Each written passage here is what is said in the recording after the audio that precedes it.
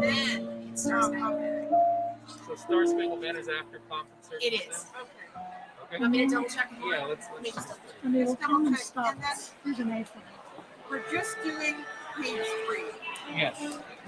That I know for sure. And then when is spring? That's another. After they're done. After what? It's That's the posted. recession. Closer. Okay. So we're starting with the Bore. Yes.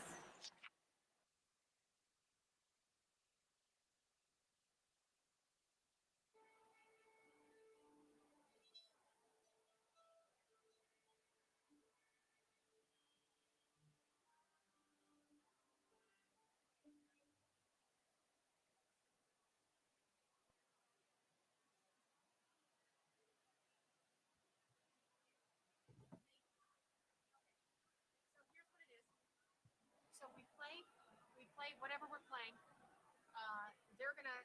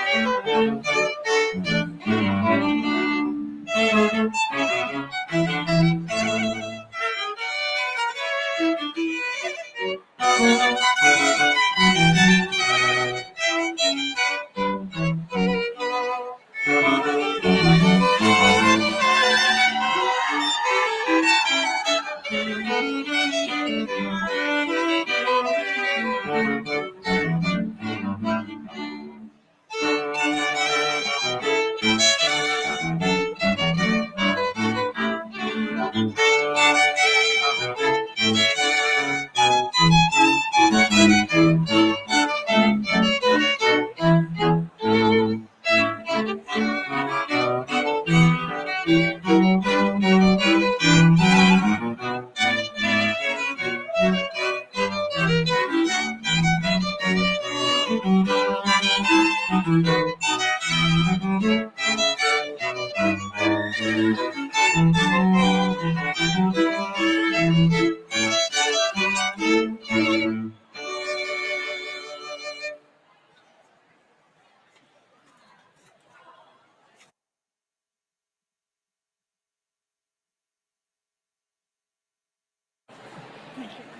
we'll kill some time.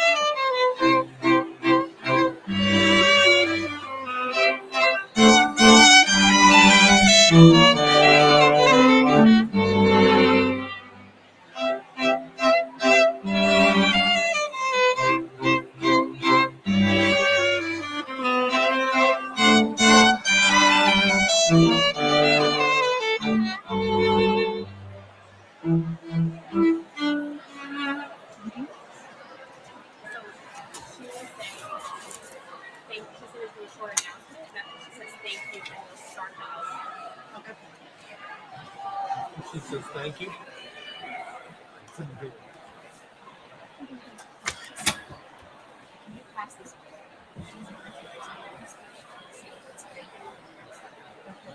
She says thank you after a little speech. That's when it's starting off.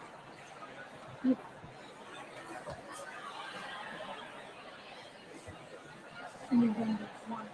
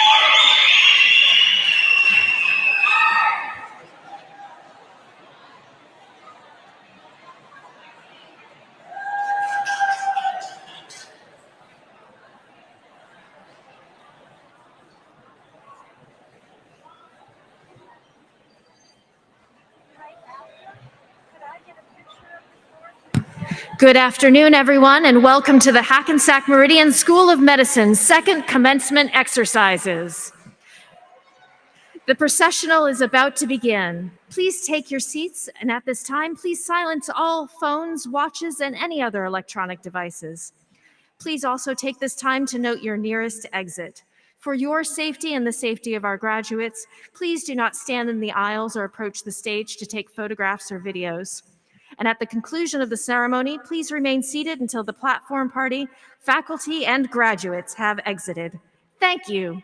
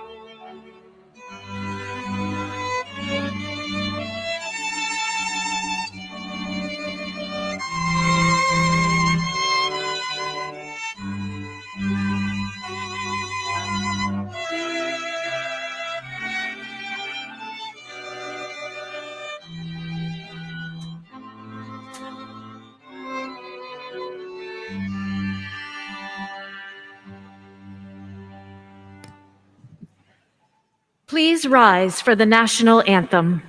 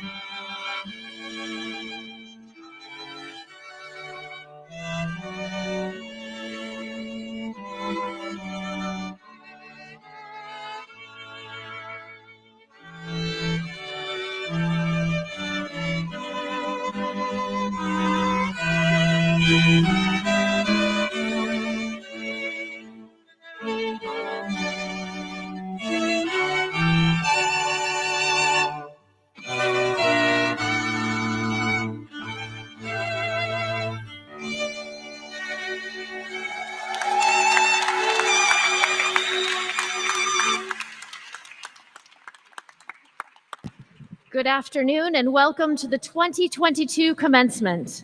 Please welcome the chairman of Hackensack Meridian School of Medicine Board of Governors, Dr. John F. Williams.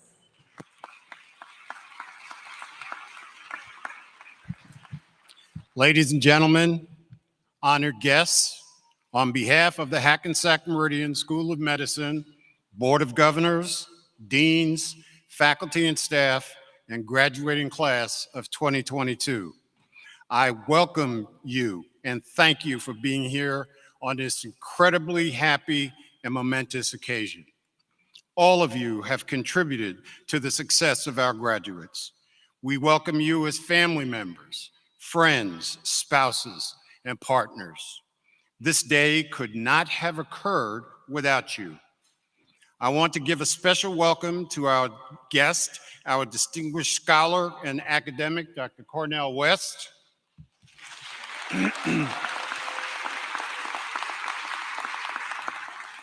Who you will be hearing from a little later in the program.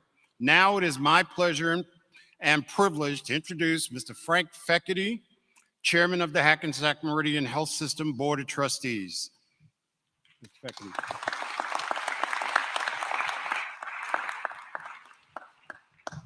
Thank you, Skip. Hello, everyone, and thank you for joining us for this wonderful event. It is an honor to be here today as we graduate 63 students from the Hackensack Meridian School of Medicine. We could not be more proud to launch the next generation of physicians who will transform healthcare in New Jersey and beyond. I would like to acknowledge the incredible legacy of our founding dean, Dr. Bonita Stanton, who sadly passed away earlier this year. She was an inspiration to our students and helped launch this amazing institution with an unwavering commitment to advancing public health. I would also like to recognize Dr. Jeffrey Boskamp, the interim dean, who is an extraordinary leader. I would also like to commend the entire executive cabinet for their dedication and commitment to this wonderful school.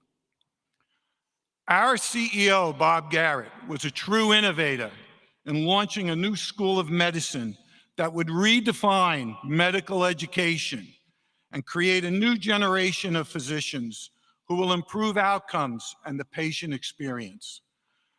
We are fortunate to have such a visionary and dedicated leader. To our graduates, we are so proud of your achievements, and all of them have received residencies in their chosen field of study. Our great state needs more physicians practicing right here. for today's patients and generations to come. That was the goal when we established our School of Medicine. When I look at you, I see future doctors who are so well prepared to succeed in a new state of healthcare. Our graduates have mastered their clinical requirements and done so much more. You have connected with underserved members of our communities to better understand all of the factors that impact health. You will lead the way in creating healthier communities where we are true partners in maintaining health. A pillar of this institution is ensuring that our graduates have a deep understanding of bioethics that will shape their practices for years to come.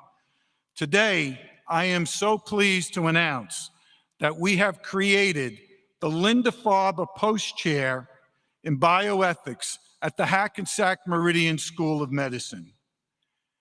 Endowed chairs are one of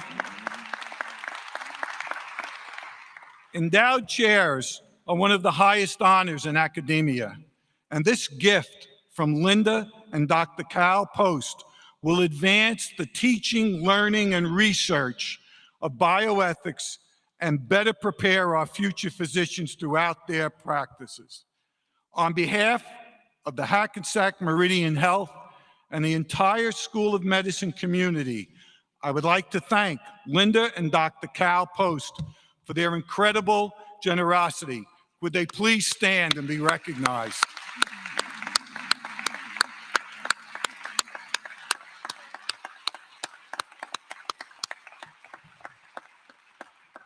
And now it is my privilege to introduce Bob Garrett, CEO of Hackensack Meridian Health. Bob has been an incredible leader in the most challenging health crisis of our time. He continues to innovate and lead New Jersey's largest health network as it grows and meets the needs of communities throughout the region. Please welcome Bob Garrett.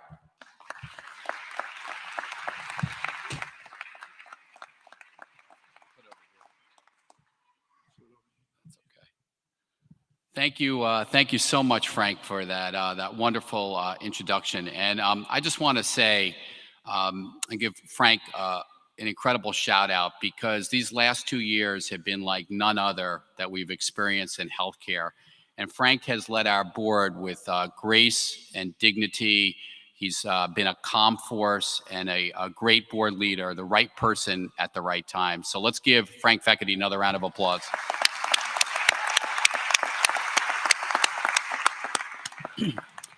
How's everybody doing out there? Well, you're in New Jersey. They want to hear you in New York. How you doing? There we go. There we go. Listen, I can remember a year ago being here at graduation. We were actually on the campus of our School of Medicine. We were under a tent, and it was stormy. There was incredible rain, and as I was being introduced on stage, as my name literally was said, there was a loud thunder and a bolt of lightning that came at that exact moment. Now today, of course, the weather is beautiful, so if that happens again, I'm going to be a little paranoid, just saying. But this is a beautiful facility. Welcome to Newark. Welcome to this iconic facility, and we just have an absolute glorious day today. I'm so thrilled to be here to celebrate this monumental day with all of you. The graduation of our future physicians from the Hackensack Meridian School of Medicine.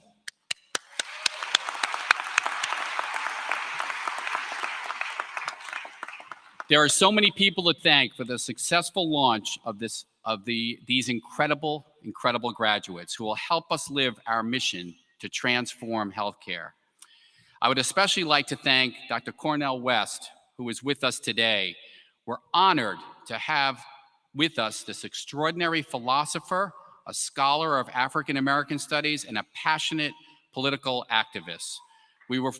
Yes, give him a round of applause.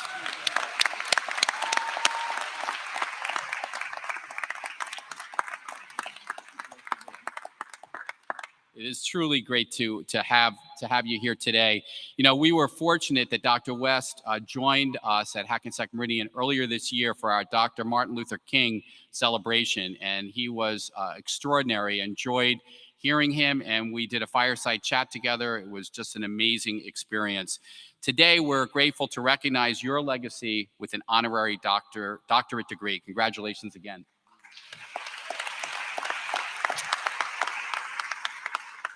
I'd like to recognize our Board of Governors for all of their support and the establishment in particular of a $100 million endowment fund for the Hackensack Meridian School of Medicine. This fund, yes, you can applaud that one too. It's okay, don't be shy. That endowment fund will assure that we are making sure that there are no barriers to a medical degree for the best and the brightest out there. I'd like to recognize the chair of our School of Medicine Board of Governors, Dr. Skip Williams, for his outstanding leadership and guidance of this new school. Skip, thank you for your leadership. I'd also like to recognize Al Chiavetti, a member of the Hackensack Meridian Network Board, and he is also the chair of our academics and now our research committee at Hackensack Meridian Health. So he's overseeing our academic enterprise. Thank you for being here, Al. Today, as Frank mentioned, today is bittersweet for all of us. As most of you know, earlier this year, we lost our founding dean of the School of Medicine, Dr. Bonnie Stanton. Bonnie was an incredible leader, a role model, and an extraordinary advocate for equality in healthcare.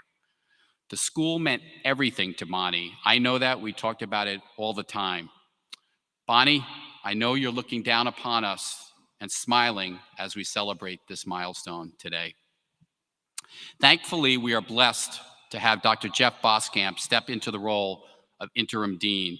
I've known Jeff for over 30 years. He's been a great leader at Hackensack Meridian Health, and actually, this school kind of was hatched in my backyard about 10, 12 years ago when Jeff and I talked about the need for a new medical school that can do new, bold, and innovative things in the state of New Jersey. So Jeff has been a passionate advocate of this school for many, many years, and he has shepherded us through, particularly with Bonnie's passing, he shepherded us through a difficult time with grace, compassion, and wisdom. Thank you, Jeff.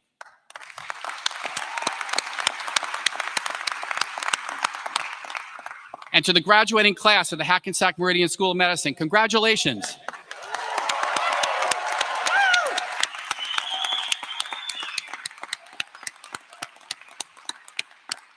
That's New Jersey pride. We are very, very proud of all of you. We are literally launching 63 future physicians into the world today. Half of you are starting residencies right here at Hackensack Meridian Health Hospitals. I could not be more thrilled for all of you. You went through so much to get to this day. And to the families and loved ones of our graduates, I'm sure you're feeling tremendous pride today. As the father of two sons, I remember all of those feelings on graduation day. The joy, the pride, and yes, the relief. Thank you for your support of our extraordinary graduates. To the parents,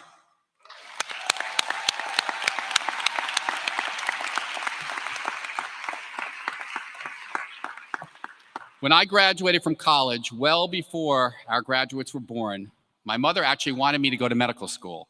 Well, I never quite got there. Actually, in college, I had a title. It was called the Keg Master. Now, you may laugh, but it was a position I was actually elected to, my first elected office. And to my mom, who's also looking down upon us on this glorious day today, I know you're at peace because the Keg Master actually got a real job. Today, I'd like to share with you a few thoughts on this remarkable day, why we took this innovative approach to medical education, and why it's key to improving healthcare in America. First, to our future doctors, you completed your medical education in a global pandemic that will shape your profession and healthcare delivery for decades to come. You are part of history. You played a vital role in advancing public health even before you start your residencies. You are joining the ranks of true American heroes. You join forces with our healthcare teams to vaccinate thousands of people throughout New Jersey.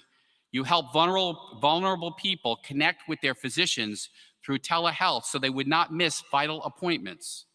This is the foundation of our Human Dimension program. You became partners with your communities to improve healthcare.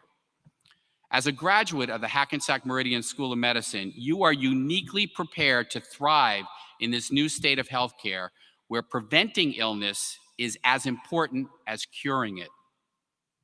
When I think of the success of this bold experiment that we call the School of Medicine, I think of a wonderful quote from Dr. Atul Gawande, a renowned surgeon, writer, and one of the nation's most eloquent public health leaders. He said, "We've been wrong about what our job is in medicine.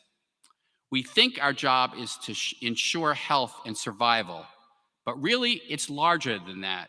It is to enable well-being." That's the essence, ladies and gentlemen, of who we are. From the first days on campus, our students partnered with people in underserved communities to better understand all of the factors that impact someone's health. They have an understanding of the complexities beyond clinical care that drive outcomes, issues like finances, safe housing, and access to healthy food. We call these important issues the social determinants of health. If doctors don't understand this, we will never make our health system better. Here's a fact that sums it all up. America is trailing much of the globe in health outcomes, even though we spend much more on healthcare. Yet we're falling short. 1 in 4 Americans don't have a primary care doctor. We spend $1 of every $7 in the nation's health system to treat diabetes because we don't focus enough on prevention and early intervention. And as we learned in the pandemic, unfortunately, a person's zip code or their race too often determines the quality of their health. Our graduates have the tools to change all this, and I marvel at how far they will take us. Think about this. Our will to improve cancer care a generation ago has reduced death rates by nearly 30%. Our next generation of physicians will continue to transform cancer into a manageable chronic illness. In another breakthrough, the role of artificial intelligence will continue to transform treatment and care delivery. It will play a major role in every one of our graduates' medical practices, enhancing everything from diagnostics to better treatment. And consider this. Right now, we can analyze millions of medical cases in mere minutes, a speed that was unthinkable just 5 years ago. Where will science and medicine be in another 5 years or 50? Our graduates will be shaping our destiny and never losing that human touch. Today, I could not be more proud of our future physicians for what they have achieved so far and for their commitment to doing good in the world. And we're counting on future doctors to make healthcare more equitable. New Jersey is one of the most diverse states in the nation, and I'm proud to say our students reflect the communities that we serve. Half of our students are from communities of color.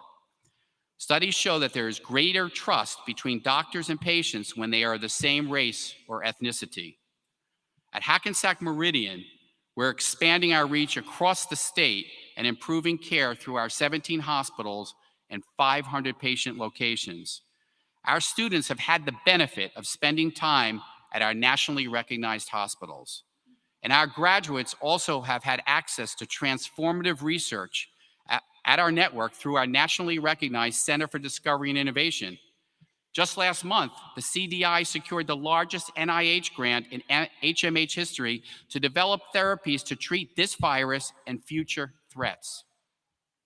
We're proud of our progress. All of you have joined in this legacy of innovation. That's really the core of our mission, to transform healthcare in New Jersey and beyond.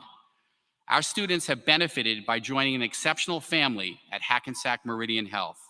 Some of you will stay with us, but every one of you will always be a part of our family. As you launch your residencies, be mindful of this. You will connect with people in a way that few of us can. Never forget that practicing medicine is a privilege. This is sacred. It will change your life. I will never forget the resilience and compassion of our exceptional teams during the darkest days of the pandemic. Despite exhaustion, frustration, and grief, they continued to put patients first. I'd like to close with a quote from another phenomenal physician and innovator, Dr. Don Berwick. Dr. Berwick is a national champion of patient safety who served on the faculty of the Harvard Medical School and Harvard School of Public Health. Dr. Berwick said, and I quote, those who suffer need you to be something more than a doctor.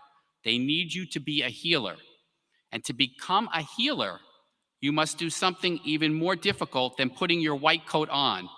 You must take your white coat off.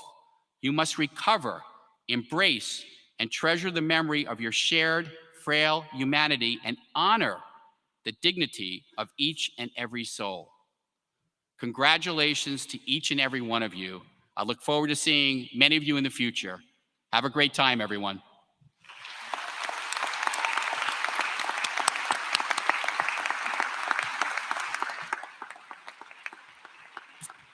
And now it is my distinct honor to introduce Dr. David Kuntz, who's the Senior Associate Dean of Diversity, Equity, and Inclusion.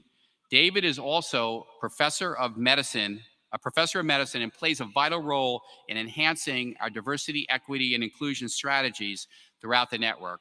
He is a tremendous leader that is well respected throughout New Jersey, and for that matter, throughout the nation. Ladies and gentlemen, please welcome Dr. David Kuntz.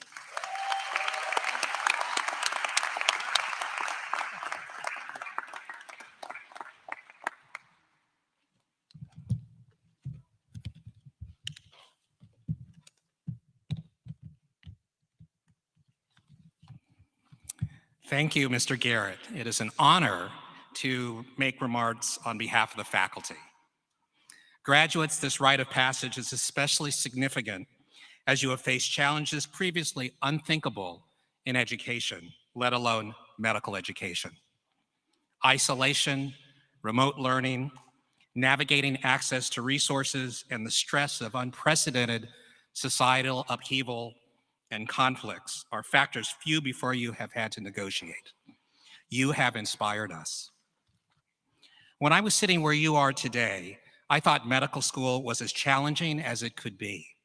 I had no idea how easy I had it. You have proven that you have what it takes to overcome obstacles and excel. The conflicts I've referenced have spilled over into our profession of medicine. Distrust of science and medical expertise has reached a dangerous level, often with deadly consequences. This will prove to be among the greatest challenges you will face as physicians. We need to understand and overcome bias against science so that our patients can receive the best healthcare possible. Thinking of bias, I'm reminded of a story. When polio ravaged the US in the first half of the 20th century, and prior to the discovery of a vaccine, permanent paralysis was a very real possibility. Born in Tennessee in 1940, Wilma Rudolph contracted polio when she was 5. She recovered, but her prognosis was not good. She was not expected to walk normally again. Wilma's parents were unhappy with the care available to African Americans in her community. They took her on weekly bus trips, 50 miles each way, to one of the few clinics that would treat her in Nashville at Meharry Medical College. Wilma regained the use of her leg at the age of 12. If Wilma Rudolph's name sounds familiar, it is because at the Rome Olympics of 1960, she won 3 gold medals. She broke several world records and earned the title, fastest woman in the world. There are 2 lessons we can learn from Wilma Rudolph. First, no matter how difficult something appears, those who persevere and seek innovative solutions will prevail. And that refers to patients and their physicians. Second, excellent medical care must be available to all, no matter the patient's race, ethnicity, or income. We need you to break down barriers that remain as well as give back to others. Remember, you are the fortunate ones. In the words of Winston Churchill, we make a living by what we get. We make a life by what we give. Again, on behalf of the faculty, congratulations to every graduate, and we want to add our congratulations to every family member, partner, and significant other. No one succeeds alone, and your love and support and understanding have helped make this day possible. Graduates, we cannot wait to see the amazing things that you are going to do. Thank you.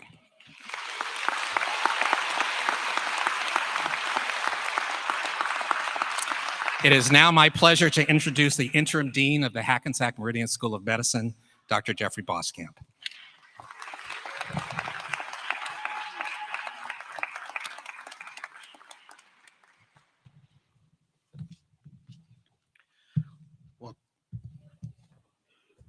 Good afternoon, everyone, and just how great is it for a brand new medical school to fill up a place as beautiful as this? Come on.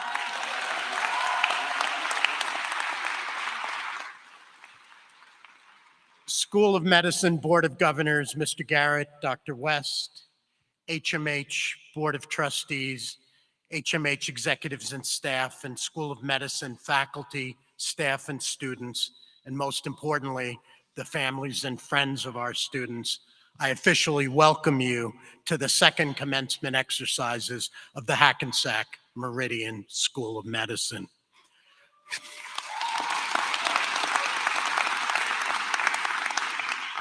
We gather here today to confer the MD degree on an extraordinary group of students. We thank all of you for being here to celebrate the great achievements of these students. It's what today is all about. These achievements could never have been possible without the support of their families and significant others. All of you have made so many selfless sacrifices to get to this day. I'd like the students to actually stand and give their families and significant others a standing ovation, please.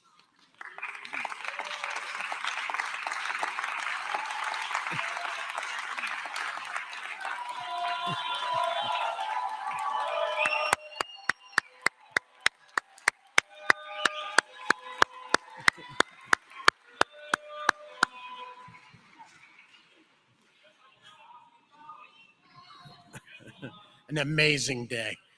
Our school is founded on the cornerstones of improving value in healthcare, of correcting health inequalities, and teaching in a new way that creates critical thinkers and lifelong learners, and change agents for the community, for community advocacy with an innate understanding of the importance of the social determinants of health.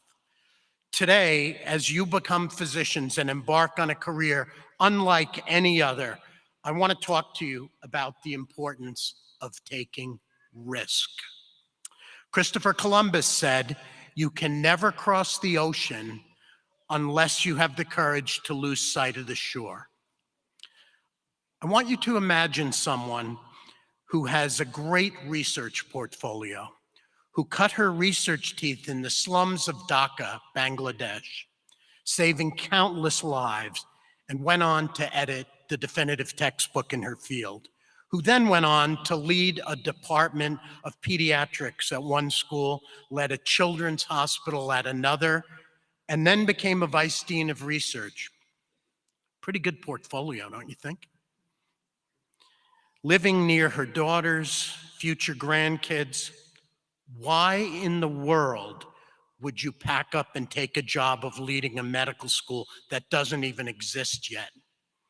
You take a job to create a new school of medicine out of nothing, based simply on the promises of a well-intentioned health network with aspirations for a new school of medicine. Why in the world would you do this? Why in the world would you take such a risk with your career when you are 64 years old and have achieved everything that an academic career in medicine could promise? You do it because you care and you want to make a difference. You embrace change in your own life because you know it can make a difference. You embrace change in your own life because of the positive change it could create in other lives. You recognize outcome failures in our health system, and that has inequalities of access and delivery. And you know what? You dare to think that one individual can actually do something about that. Amazing. That, of course, is the story of Bonnie Stanton, one of the risk takers that we're honoring at today's commencement. Bonnie was taken from us in January. All of us are still recovering from that sudden and tragic loss. If she had ever contemplated moving on from the dean position, she undoubtedly would have been willing to take yet another risk to benefit others. She had so much more to give, and we miss her dearly. As a friend of hers said, she is here, she is just invisible. A health system decides to create a new school of medicine. Why? It germinated from, as Bob said, a conversation in his backyard with Bob Glenning and me. Why would a project like this make any sense at any level? It seems kind of risky to me. Education is not a core business for a health network. Does this kind of undertaking make any business sense? Of course not. Why in the world would you take this kind of downside risk to build a new school of medicine? A return on investment? Of course not. But wait, how does this network define return on investment? How bold is it to define return on investment, not in dollar terms, but rather the yield from producing new physicians who will not only cure and comfort patients, but will give society the gift of better health and healthcare? This is really big picture stuff. It's the realization by a health network that you can't make these kind of changes at the point of care. You have to instill this change early and change the way new physicians see the world. Would you take the risk of a huge financial commitment for this school? At Hackensack Meridian, the answer was an unequivocal yes, because taking this risk had an enormous upside in making health and healthcare better through you, our graduates. Imagine yet one more group of risk takers.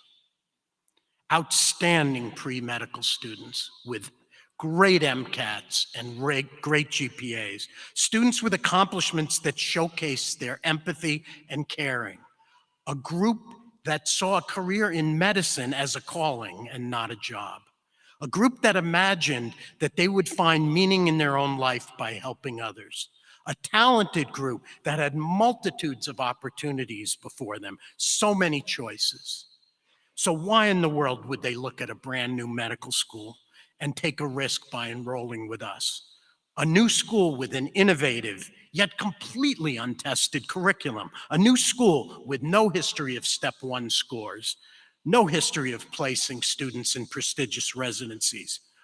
Why would you take such a risk in choosing a school that had great conceptual aspirations, but absolutely no track record? Were you crazy? Or were you the type of students that understood and saw the potential of what we wanted to do here, who grasped our vision that we would change healthcare such that each person, regardless of race or socioeconomic status, will enjoy the highest level of wellness in an economically and behaviorally sustainable fashion, who understood that our school had aspirations so far beyond just producing new doctors? Maybe that's a risk worth taking. And that by joining us at our school, they would learn the social determinants of health, use this knowledge to become the agents of change to remodel a flawed American healthcare system. And you had the courage to embrace risk when it came to something as important as improving health and healthcare for all, regardless of one's socioeconomic status. So, you are the big risk takers, and you are sitting right in front of me.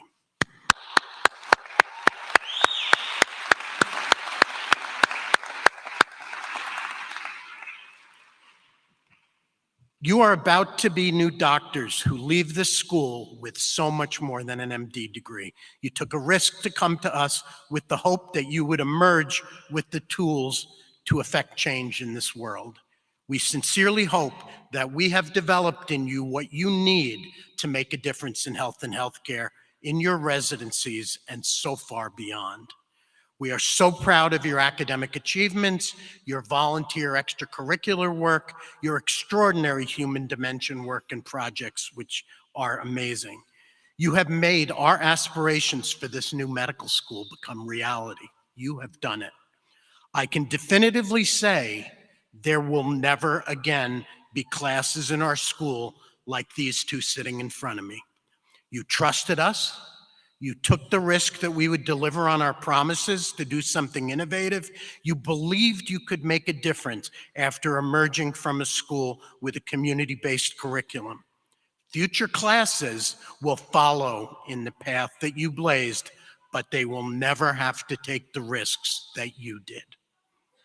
You heard, you believed in our aspirations to create a different generation of physicians with great empathy and compassion who would understand the goodness and equality of all people in the context of their communities. And you were willing to take a personal risk on us because you thought affecting change in the health of our communities and making a difference in people's lives was a risk worth taking for the greater good of society. I salute you for that. And don't ever forget that. And don't ever forget the power of the MD after your name to affect change and do good for others. Nick Vujicic said, risk then is not just a part of life, it is life. The place between your comfort zone and your dream is where life takes place. I'm going to say that again. The place between your comfort zone and your dreams is where life actually takes place. It's a high anxiety zone, but it's also where you discover who you are. Living a fulfilling life means emerging from your comfort zone and into real life, where you can make a difference and you can relish your accomplishments. So, continue to take risks in your life. Don't stop now. If you win, you can lead. If you lose, you can guide, and you'll ultimately win. I am so proud to be able to call all of you colleagues in our beloved profession. Godspeed, and go forth and do great things for others.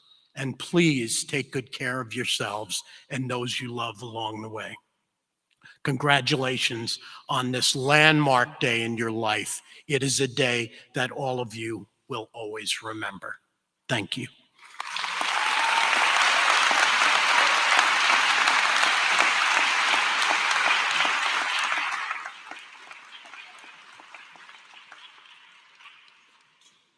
It's now a great pleasure to introduce our next speaker, the recipient of the first honorary degree ever awarded at Hackensack Meridian School of Medicine, is instantly recognizable.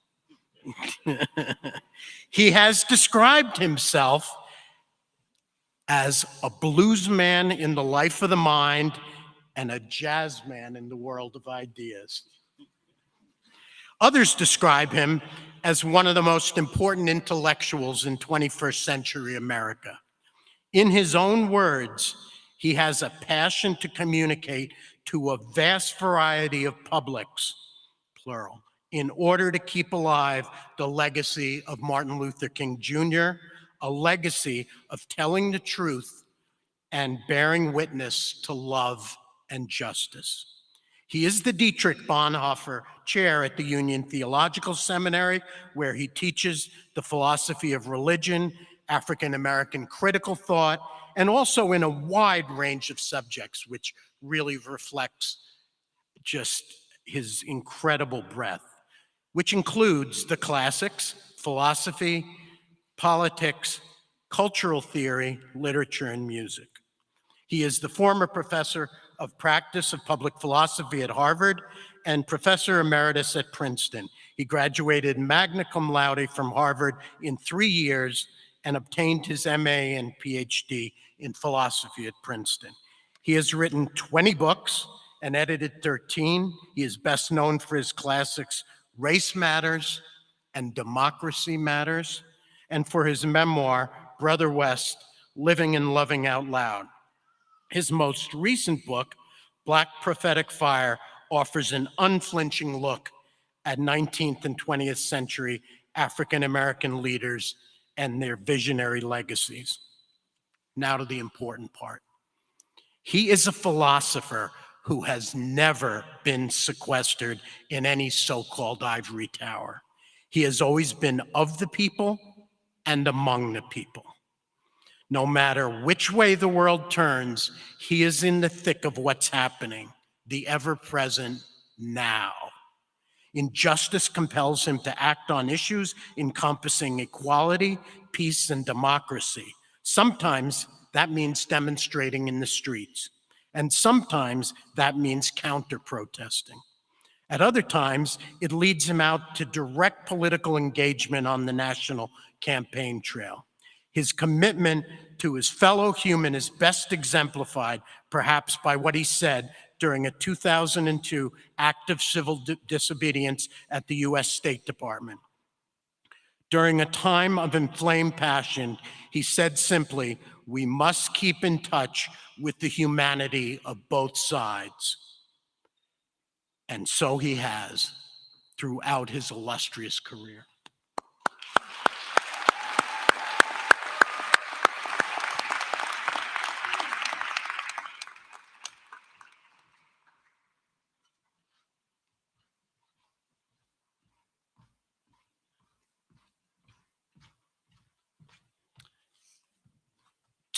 Today, as we welcome him as the keynote speaker of our commencement, it is my great honor to confer this honorary degree upon him.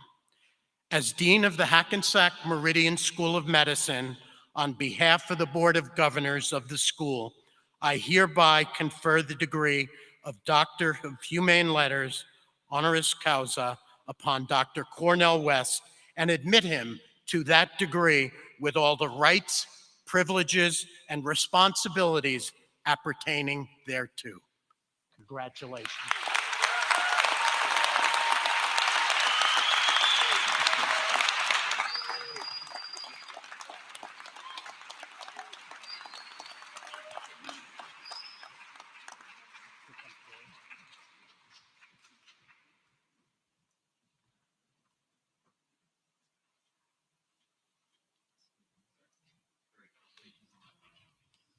Please welcome Dr. West.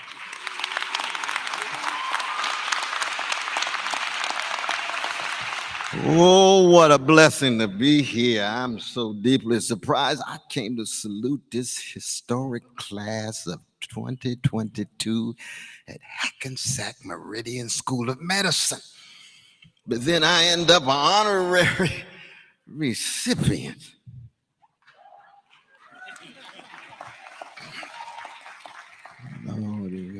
Honoring my mother and my father, I'll never be half the human being that they were.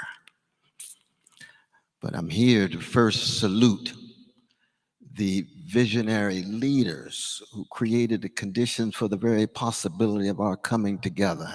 And that has to do with those who founded this historic institution, beginning with my dear brother, CEO Bob Garrett.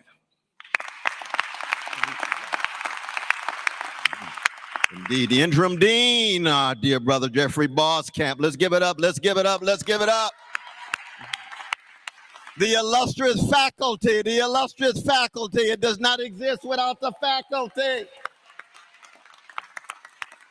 And the staff, they may not be here, but you all know what I'm talking about. Indeed, indeed.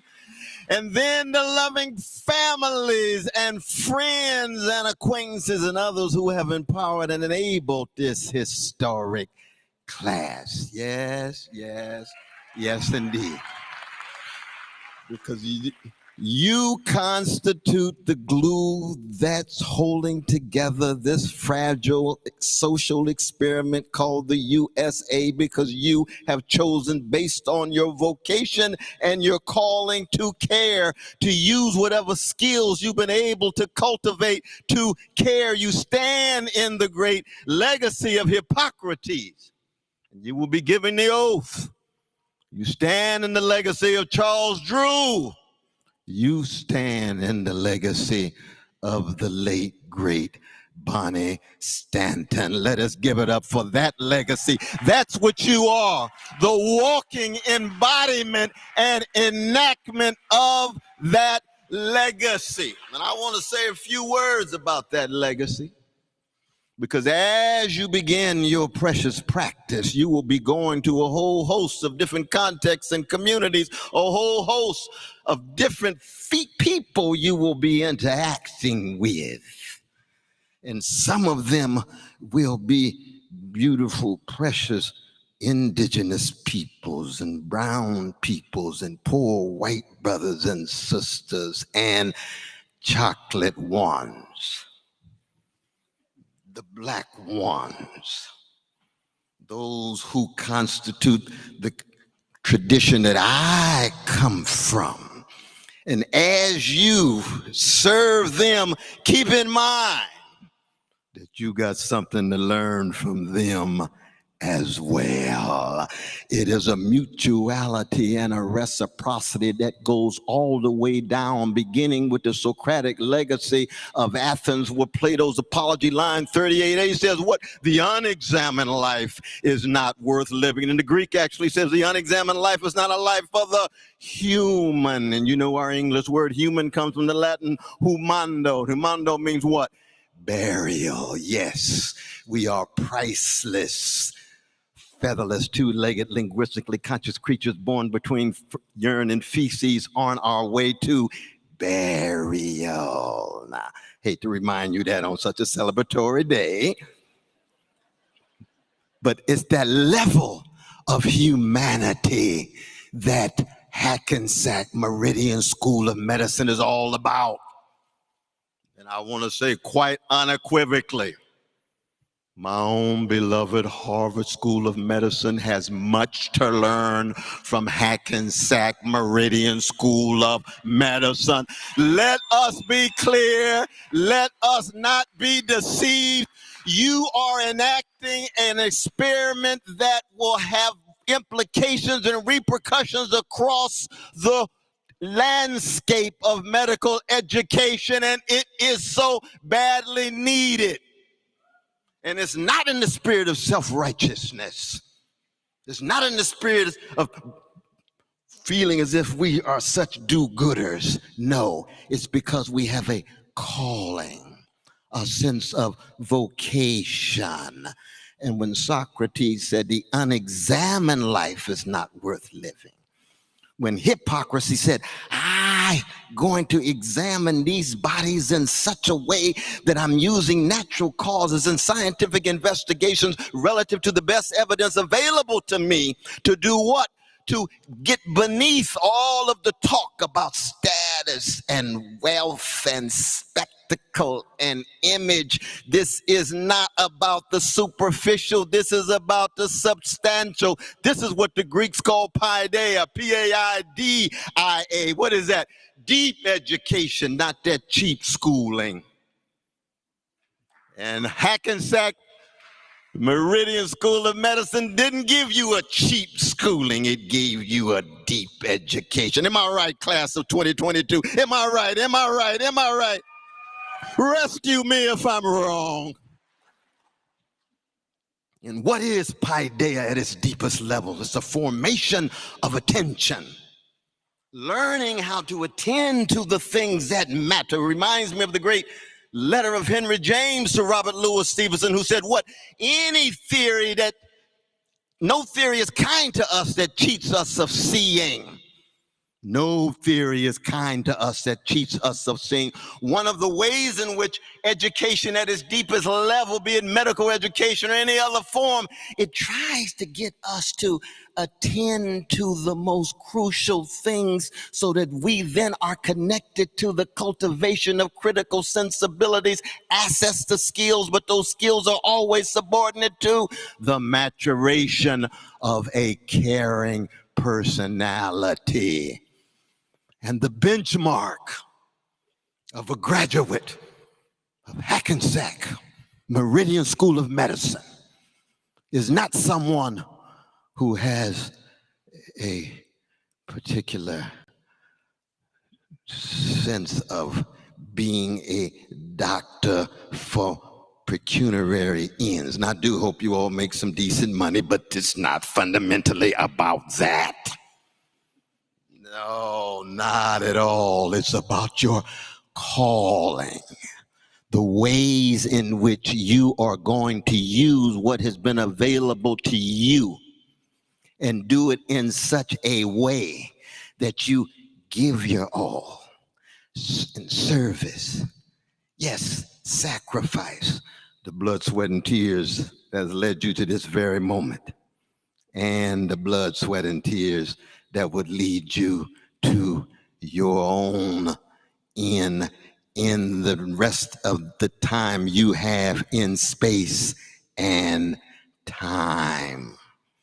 And in our market-driven society, where people are so obsessed with what, in fact, their economic status would be, and lose sight of what you're going to use your skills for in terms of your vision. That's why we shall never forget our dear sister Bonnie Stanton and the others. In medical industry, but not fundamentally of it, going against the grain. And that's true for every professional, every manager. And it has much to do with why this particular space is so appropriate for us at this moment. Because this is consecrated space. The last time I was here, I saw Alice Coltrane coming out of retirement and performing with Reggie Workman. Yes, performing with the young jazz musicians. When you walk outside, what do you see? Sarah Vaughan Way. Oh, my God. Was she a healer? Was not her song a form of medicine? Did she not have a calling? Did she not have a deep sense of vocation? Wayne Shorter Way. These are not just black folks whose names are on signs. No, they come from a people who have been hated for 400 years but keep dissing out love warriors every generation, like Ida B. Wells, Barnett, or Frederick Douglass, or Harriet Tubman, or Sojourner Truth, or Martin Luther King Jr., Aretha Franklin, Luther Vandross.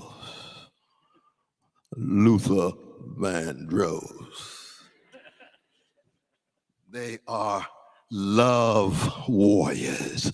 We need more medical doctors, building on the Hippocratic legacy, building on the legacy of Charles Drew and Bonnie Stanton, who are love warriors in the face of so much indifference. And yes, the great Rabbi Abraham Joshua Heschel is right. He says indifference to evil is more insidious than evil itself.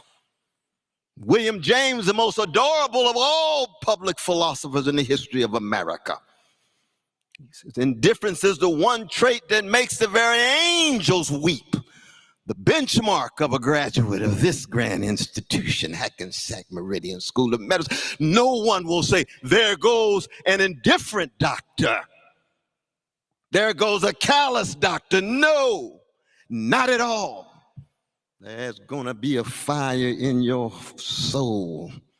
There's going to be compassion in your heart that has to do with the formation of attention, the cultivation of critical sensibility, and the maturation of compassionate personalities. What one learns from so many, the best of many of the underserved communities will be, lo and behold, many will be a blues people. And the blues ain't nothing but a personal narrative of catastrophe lyrically expressed. Nobody loves me but my mama, and she might be jiving too. That's the king of the blues. That's B.B. King. Strange fruit, the southern tree's bad, that body swaying in the southern breeze. That's Billie Holiday from Baltimore City, written by our dear Jewish brother Maripol.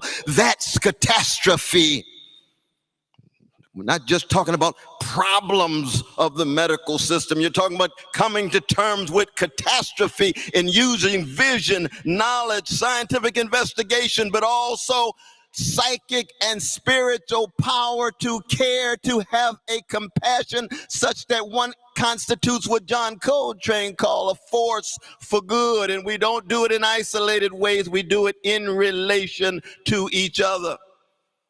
So that in the face of trauma, we produce wounded healers. I know one of the questions always raised at any medical school, and I know this magnificent faculty wrestles with it, that even the greatest of the healers need healing. The greatest of the doctors have wounds and bruises and scars. So the question will be, will you choose to be wounded healers and keep alive the legacy of Hippocrates and Charles Drew and Bonnie Stanton? And you can't do it by yourself. You've got to constitute networks and affiliations and communities and what our German brothers and sisters call Gemeinschaften. Gemeinschaften is face to face and soul to soul. So as medical doctors, given all the scientific knowledge you have, there will be moments in which you will need to grin and crack a joke. There's moments when you have to smile just to encourage the precious person that you're wrestling with.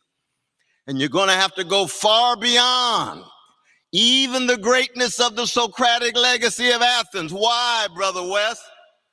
Well, when you're dealing with the blues people, when you're dealing with human beings of any sort, sometimes you're going to have to shed a tear. And we know Socrates never sheds a tear. He never cries. That's why we need the prophetic legacy of Jerusalem. Jeremiah cries. Jesus weeps. Mary wails. Yes. How come Socrates never cried? Well, he loved wisdom, but did he really ever love somebody? Because anybody who loves somebody, a medical doctor who does all that they can do for a precious human being and still has to see that human being meet their end, you can steal away and shed some tears. Nothing wrong with that. Because you are a human being beneath your medical education. And you need renewal. You need empowerment.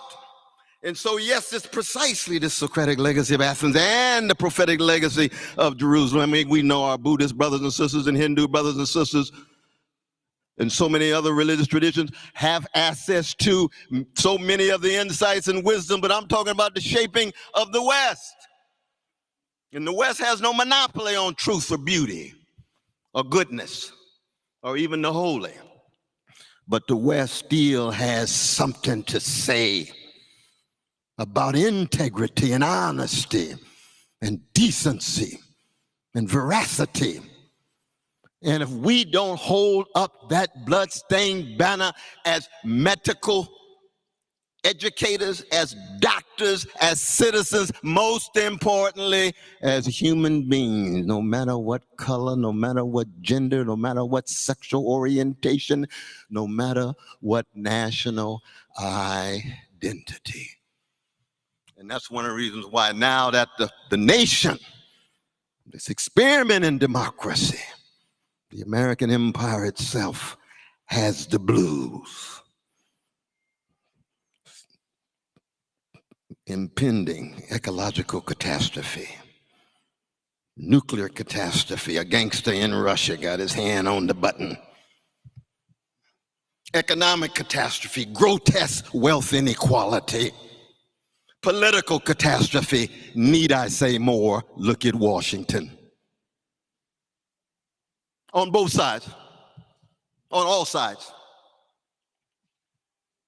And then the spiritual catastrophe, the narcissism, the hedonism, the narrow careerism, the truncated opportunism. And we have to be countervailing forces against those narrow ways of being in the world. And then there are what the great Howard Thurman, the teacher of Martin Luther King Jr., called the hounds of hell: organized greed, institutionalized hatred, routinized fear, chronic hypocrisy, resentment, envy. Is it not the case that the dominant orientation of the history of the human species is one of too much hatred and greed and envy and resentment and domination and subjugation? How do we create moments of interruption? Countervailing forces. Here comes Hackensack Meridian School of Medicine in the context of USA 21st century. Tremendous audacity, Brother Bob. But you have to take a risk. Brother Williams and Brother Kutz know what I'm talking about. Take a risk. And from my tradition of an enslaved and Jim Crowed and Jane Crowed and lynched and degraded people, to take a risk is to step out on nothing and land on something. That's already partly the history of Hackensack Meridian School of Medicine. From a backyard, stepping out on nothing. And look where we are now. If you could see how beautiful you are, class of 2022. I know it's a little dark, but I keep track of your eyes, and I know the eyes are the windows of the soul, and I know beneath that soul is undergone that magnificent formation, cultivation, and maturation that I'm talking about, so that you constitute beacons of light in such a bleak time. And let us be honest, yes, it is bleak, but for blues people, we've seen it before. Never surprised by evil, never paralyzed by despair. Despair is part of one's intimate companion, but never allowing the despair to have the last word.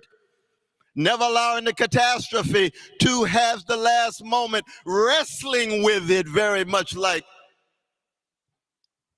Jacob wrestling with the angel of death in the midnight hour in the 32nd chapter of Genesis in Hebrew scripture, emerging with what? New energy, new vision, new audacity, wrestling with the greatest powers of the universe, but in a humble spirit, knowing that you will always be a finite, fallible, fallen human being who are who you are because somebody loved you and you want to build on that love legacy. So as doctors, you choose to be love warriors, wounded healers. And let me add this before I sit down. There's nothing wrong with medical doctors not just having a sense of humor, but being joy spreaders. See, that's Louis Armstrong. That's Dizzy Gillespie. That's Sarah Vaughan. So when they look at you, they say, there goes that graduate of Hackensack Meridian School of Medicine. Sharp as can be, heart golden, soul on fire for the weak and the vulnerable, but also able to laugh at themselves. There's no accident that Hippocrates himself was a student of Democritus. Democritus is known as what? The laughing philosopher. How many philosophers these days are associated with laughter? Don't look in philosophy departments in the universities for that. No. When you laugh, just like when you weep, you're opening up something inside of the dark corners of your own soul as a human being that bespeaks of vulnerability. And that vulnerability is the very gateway to being a stronger force for good. So I am so very blessed to be here to share with you from the depths of my own spirit in a context of surprise with this honorary degree that I did not know was coming, that humbles me even more, but sets me even more on fire to be a prisoner of hope. And that's not a cheap optimist. And it's certainly not a cowardly pessimist. It's to be a blues woman and a jazz man.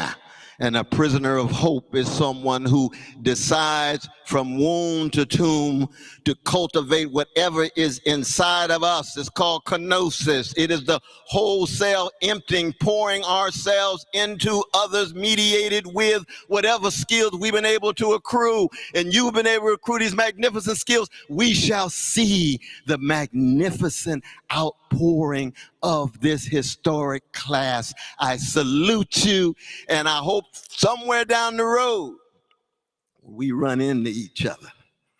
And all we have to do is just smile and say, yes, June 2022, we were together as we continue to renew our embarkment on our attempt to turn around the worst and accent the best in our lives, in our culture, in our nation, in our world, and yes, in the best of the species, wholly aware of the worst. Salute you.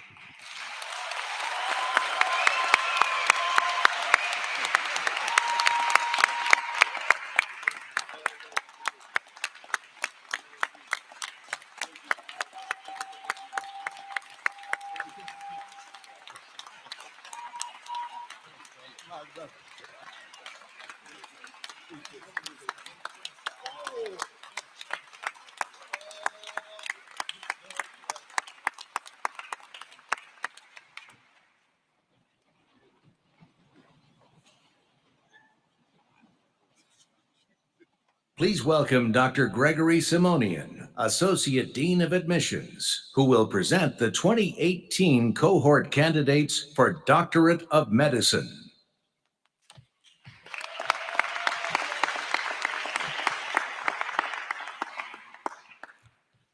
Ladies and gentlemen, I've been set up before, but I've never been set up like I've been set up today. How do you follow that? You bring on the court jester. Sir, Dr. West, to follow you on this stage at this moment is an honor and a privilege.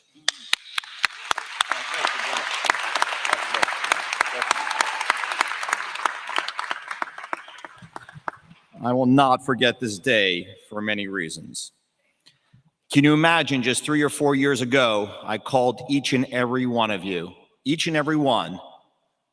I'm so glad I did, and I'm so glad that you picked up the phone. Well, actually, not all of you picked up the phone right away. Lainey, I had to call you like 10 times. Janae, she picked up the phone, so did Austin, and so did Ty West, but she's a lawyer, so I might have been a client, so I get it. But before I start, I just want to say, on behalf of me and this faculty, it is a glorious day. For me, one of the best days ever. Earlier today, I had to do carotid surgery. I follow up today as a Dean of Admissions to be here on this stage. For a clinician, as an educator and professor, I have to tell you, it's nirvana. And so, thank you. Thank you very much. And I want to thank Mr. Garrett and Dr. Boskamp, our dean, for the opportunity to be on this stage with all of you. It is an honor that I'll never forget. With that being said, will the candidates from the 2018 cohort please rise? And I see some of you have, but the rest of you, will you please rise? Dean Boskamp, Mr. Garrett, I have the high honor and distinct privilege to present and recommend the students of the 2018 inaugural cohort who have been approved by the faculty of our School of Medicine, as candidates for the Doctor of the Medicine degree. Dr. Metzger, my friend, an anatomist and professor, will you please come forward and present the scrolls to these outstanding candidates for the degree of the Doctor of Medicine.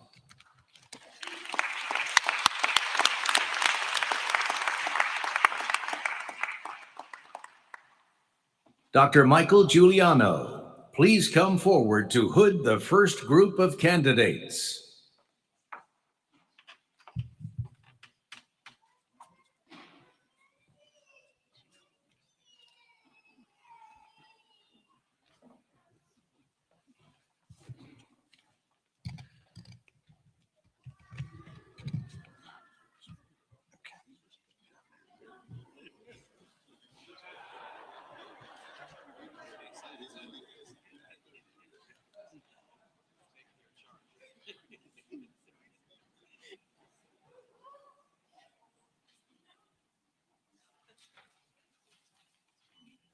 Dr. Nicolas Balbi Caruso.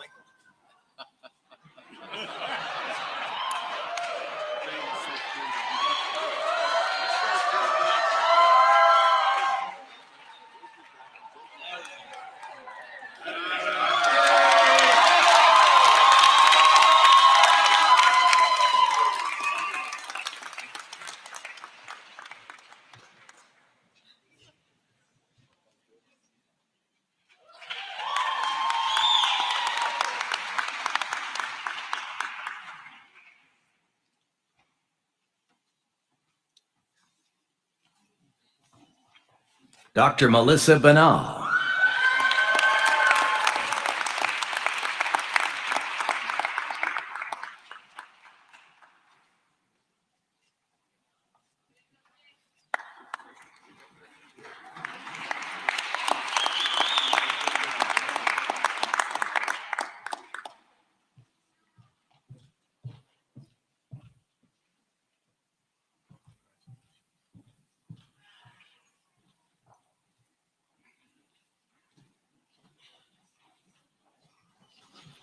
Dr. Vishnu Barani.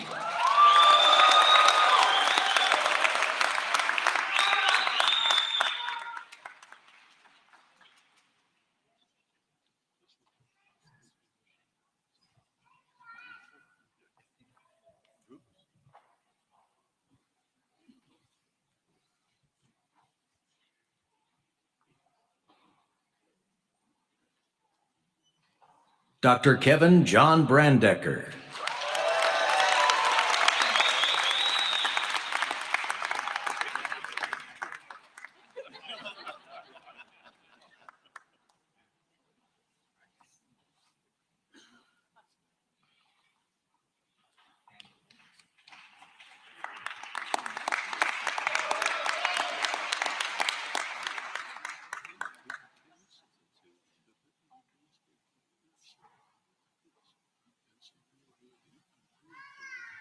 Dr. Lainey Gray Buckowitz.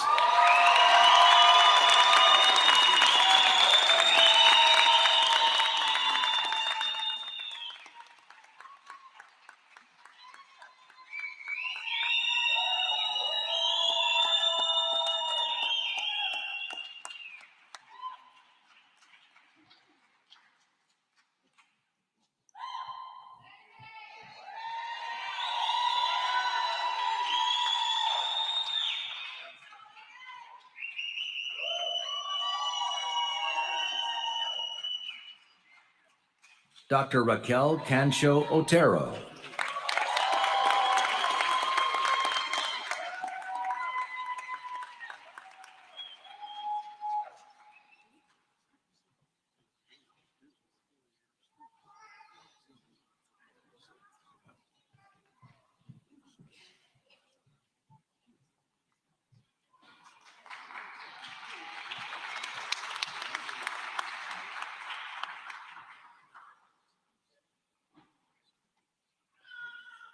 Dr. Tanner Korse.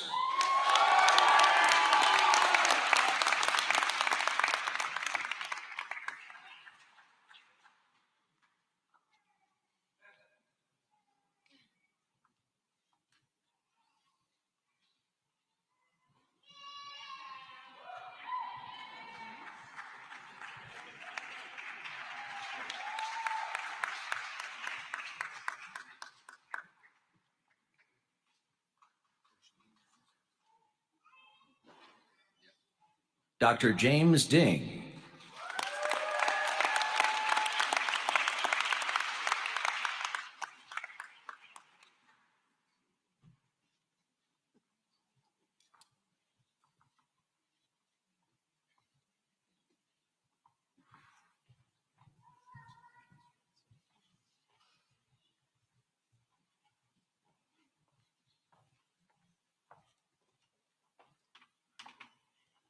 Dr. Lori Jacobs, please come forward to hood the next group of candidates.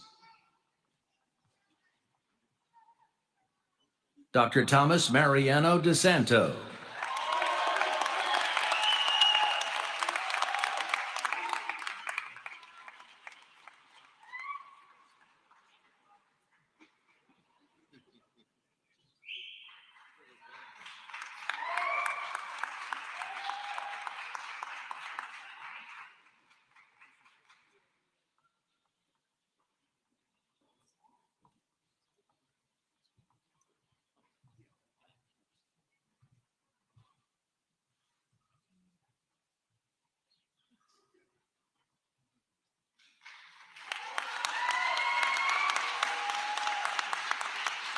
Dr. Jose Jeremiah Edgington.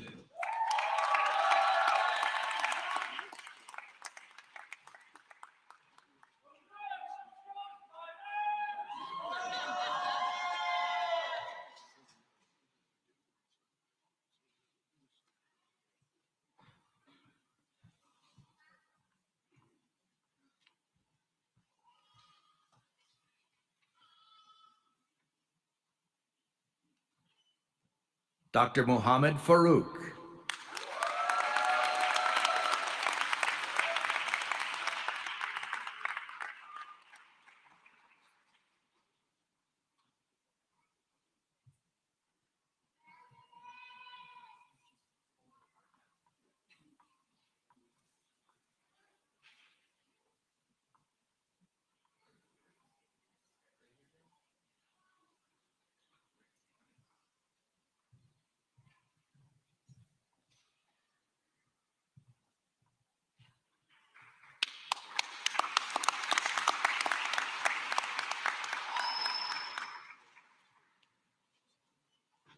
Dr. Kristen Galo.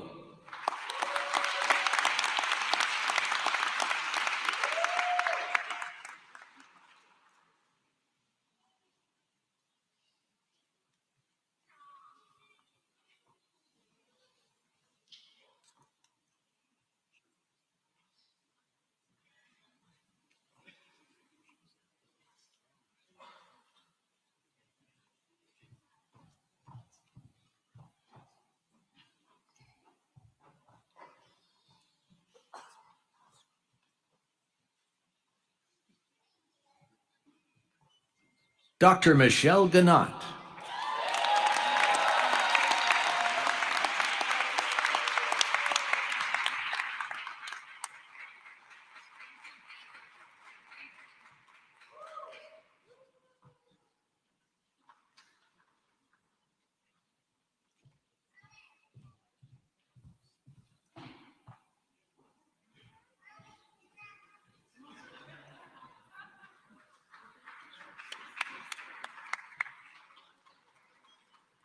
Dr. Kristen Grothier.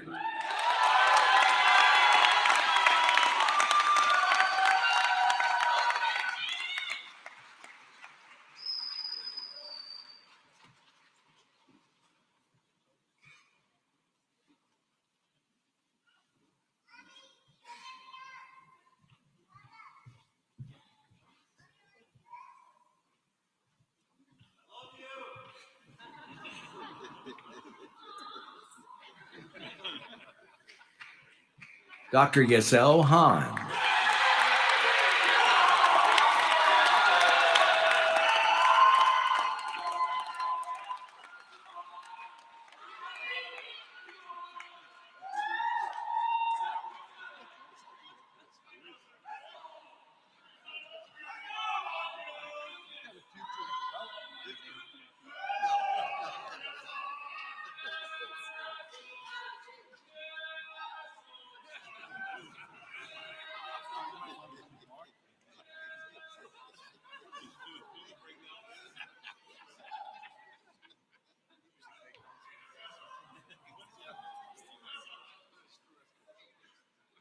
Dr. Emma Hasso.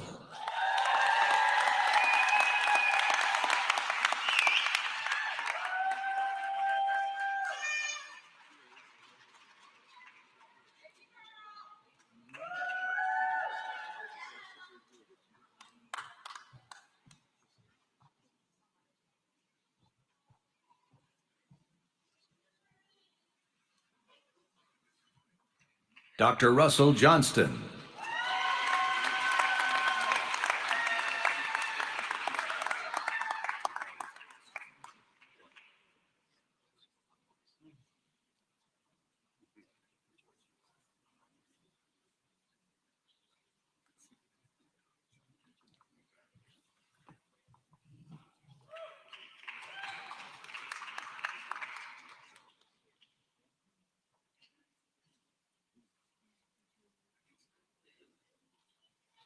Dr. Ophelia Martinez, please step forward to hood the next group of candidates.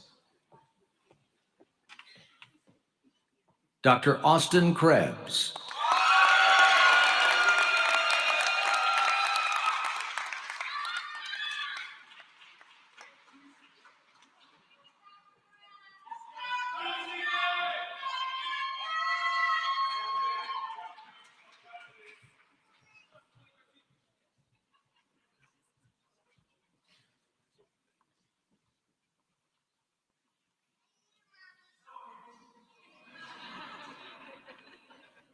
Dr. Eric Larios Bautista.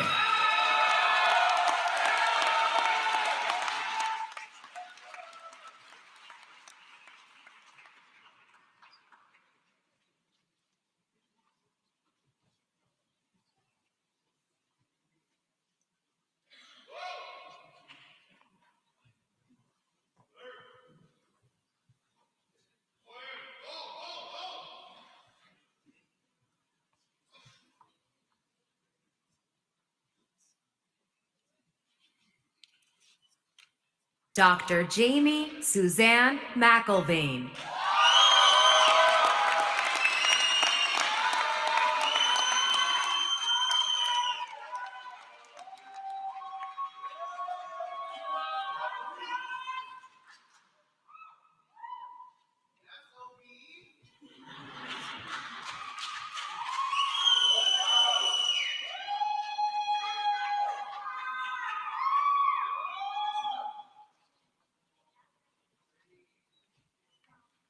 Dr. Janae Charmaine Momond.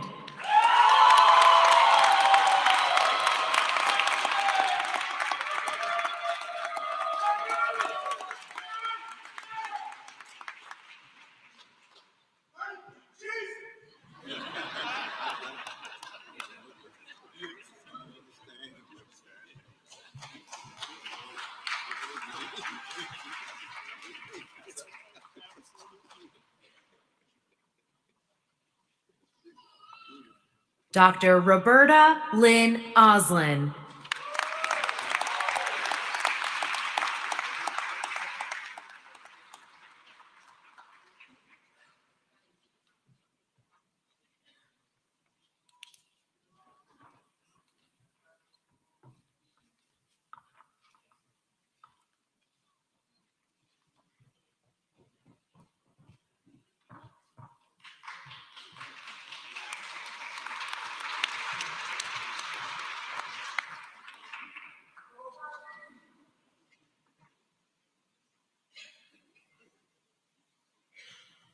Dr. Pushpendra Patel.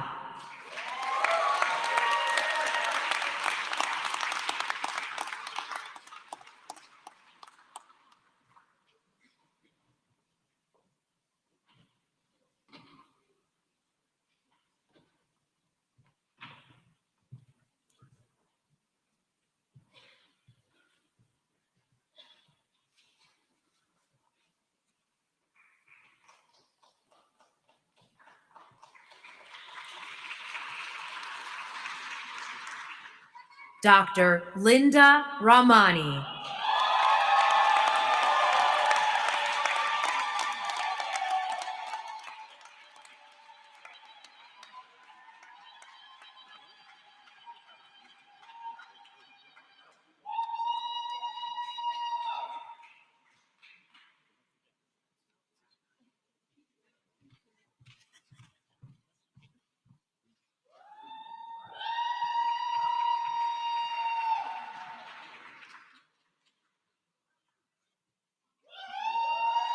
Dr. Stephen Percy, please come forward to hood the next group of candidates. Dr. Andrew Ripley.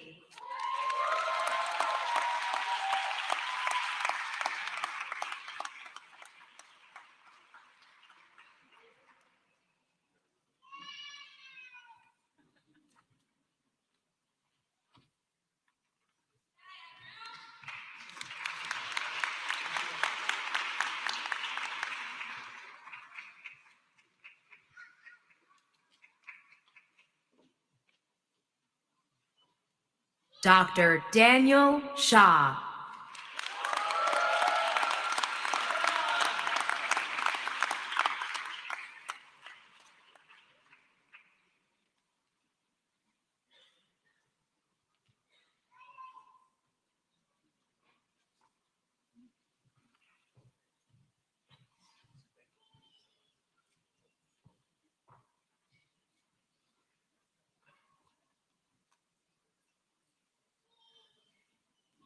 Dr. Hannah Sidoti.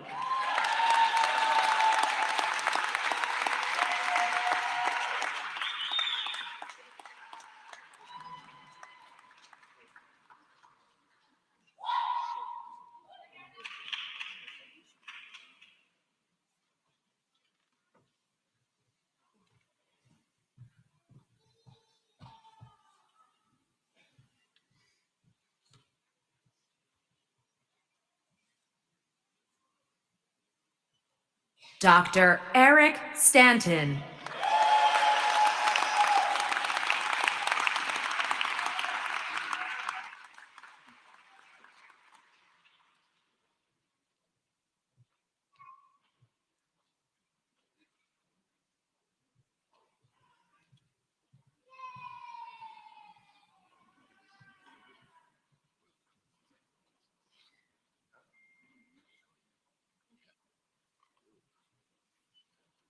Dr. Joseph Torres.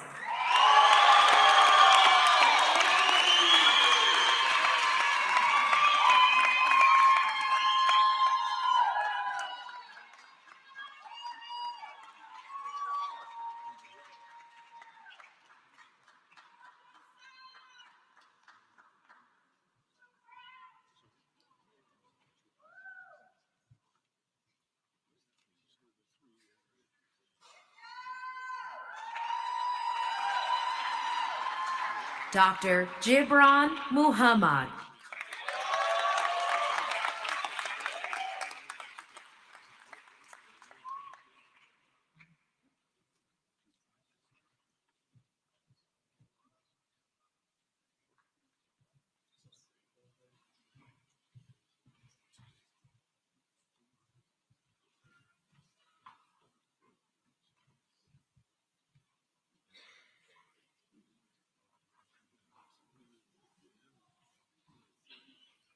Please welcome Dr. Florian Thomas, Interim Associate Dean of Faculty, who will present the 2019 cohort candidates for Doctorate of Medicine.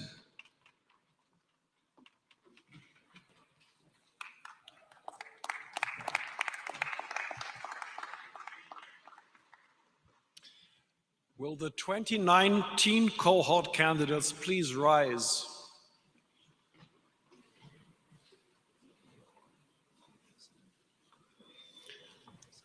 Dean Boskamp, Mr. Garrett, I have the high honor and distinct privilege to present and recommend the students of the 2019 cohort who've been approved by the faculty of the School of Medicine as candidates for the Doctor of Medicine degree. I now ask Dr. Laurie Sullivan, Senior Associate Dean of Student Affairs and Wellbeing, to join us on the stage to hand out the scrolls.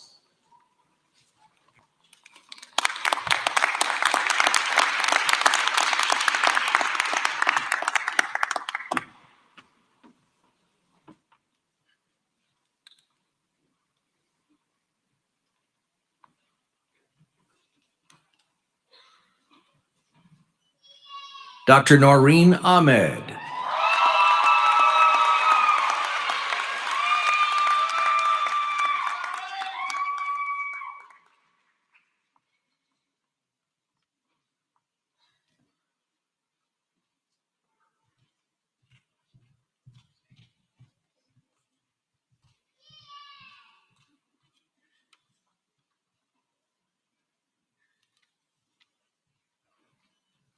Dr. Alexandra Altamura.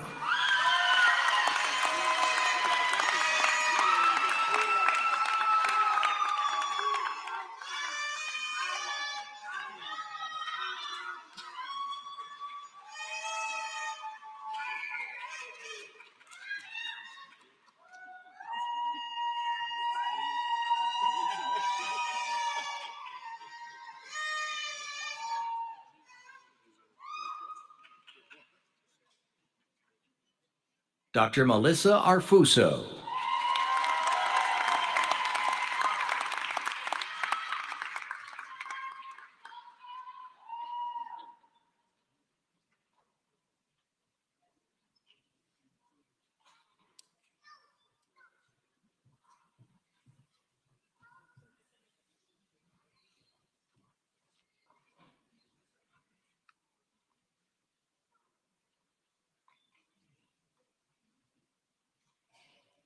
Dr. Carmela Rochetti, please come forward to hood the next group of candidates.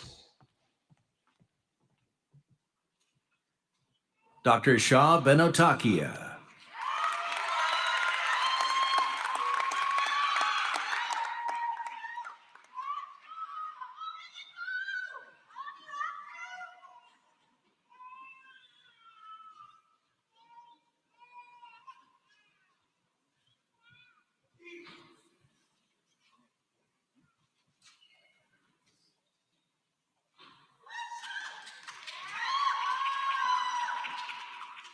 Dr. Erica Elizabeth Braun.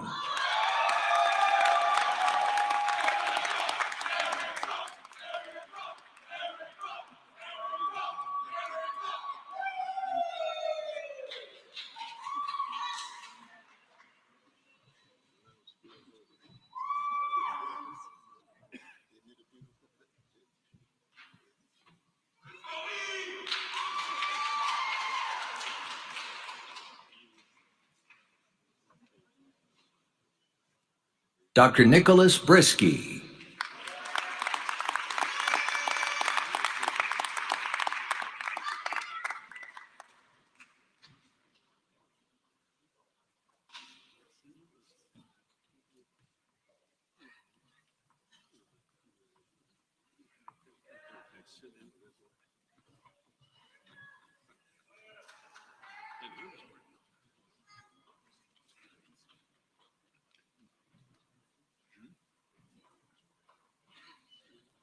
Dr. Haley Connolly.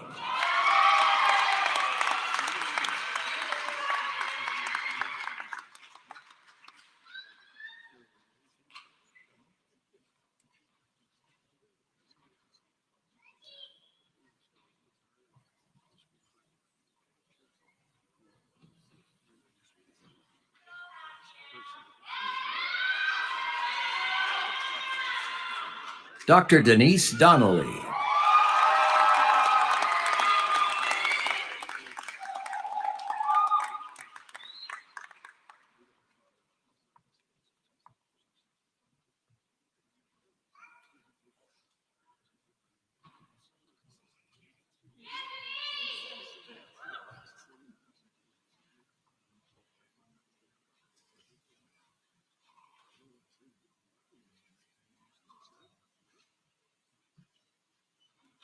Dr. Ali Ferber.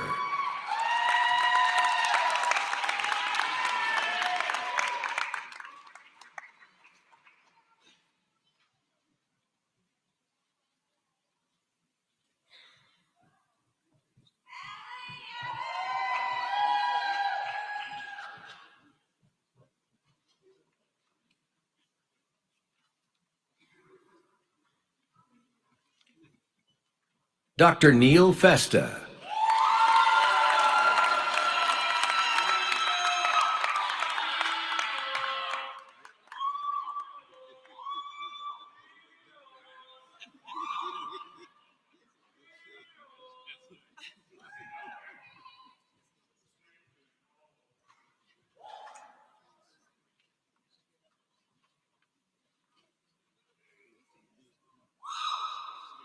Dr. Leo Gefter.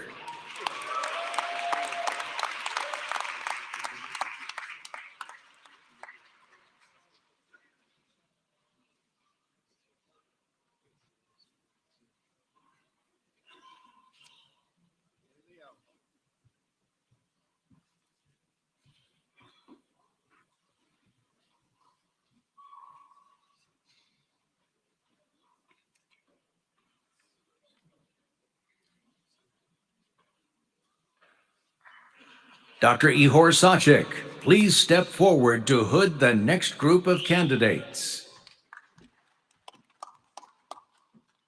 Dr. Stuart Ian Harvey.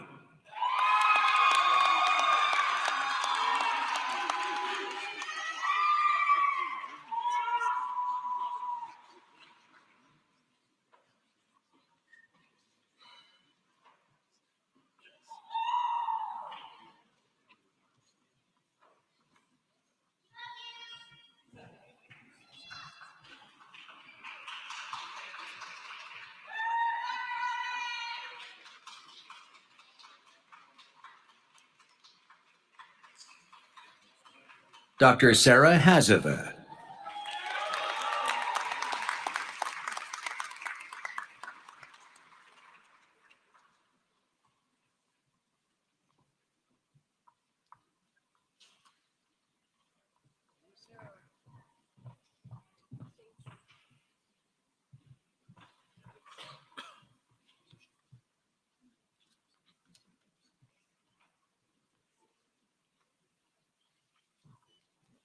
Dr. Marissa Heyer.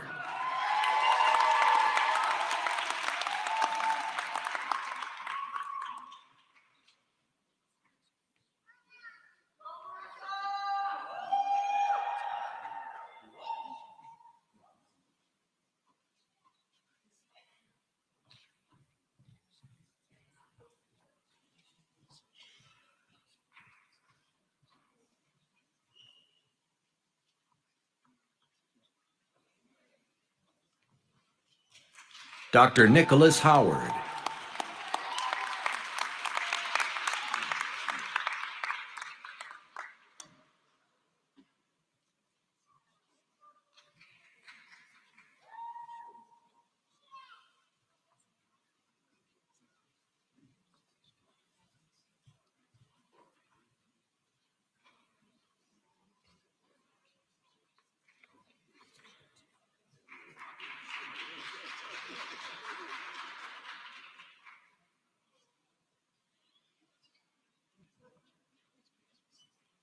Dr. Stephen Imburgio.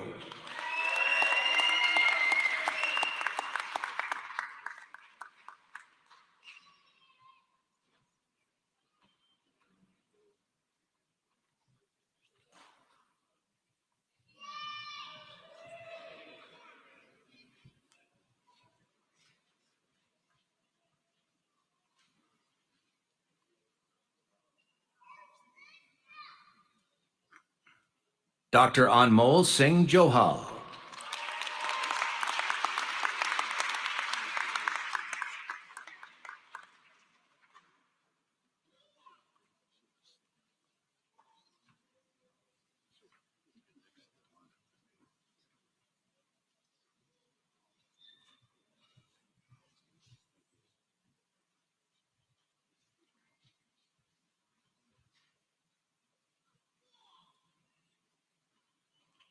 Dr. Maciej Kabat.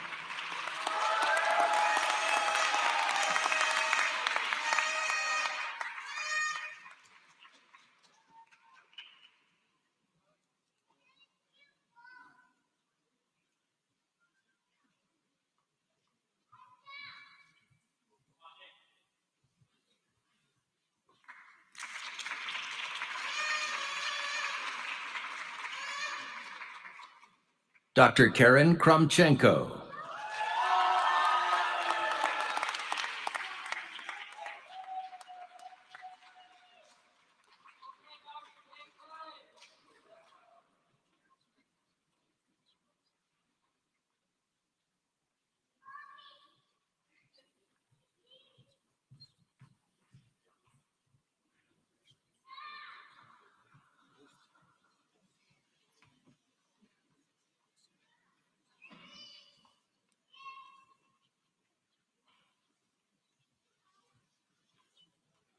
Dr. Andrew Liu.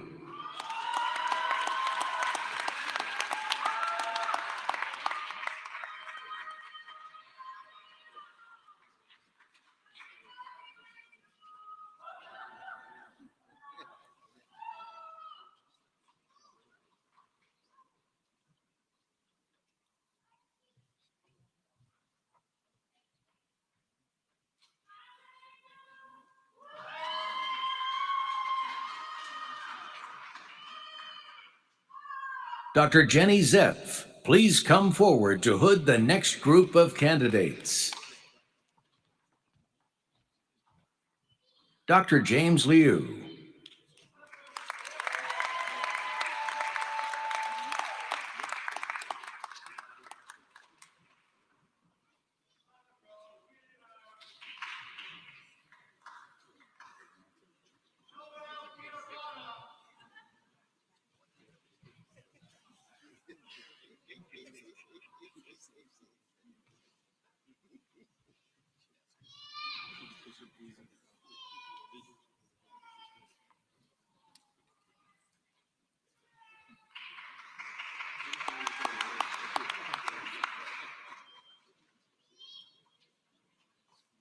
Dr. Aishwarya Madhikar.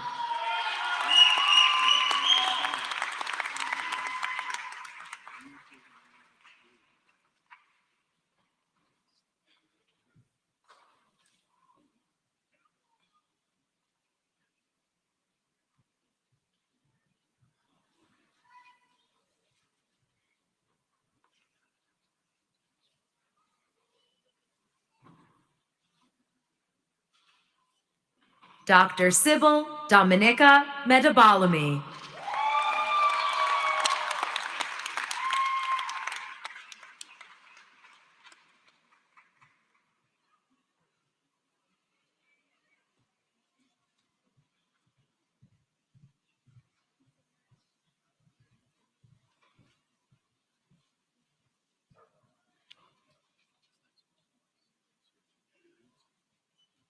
Dr. Jolie Elizabeth Merko.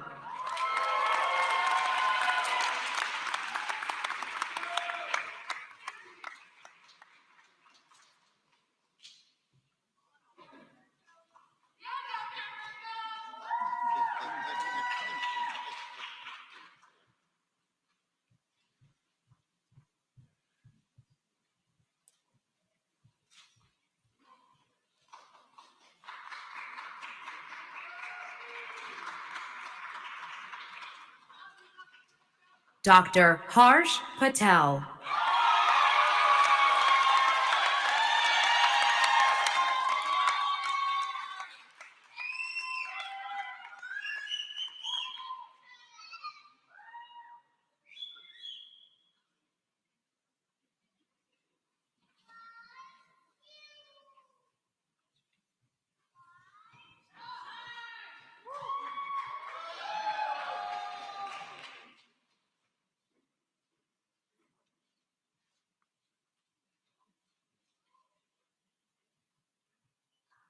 Dr. Zoe Rose Peck.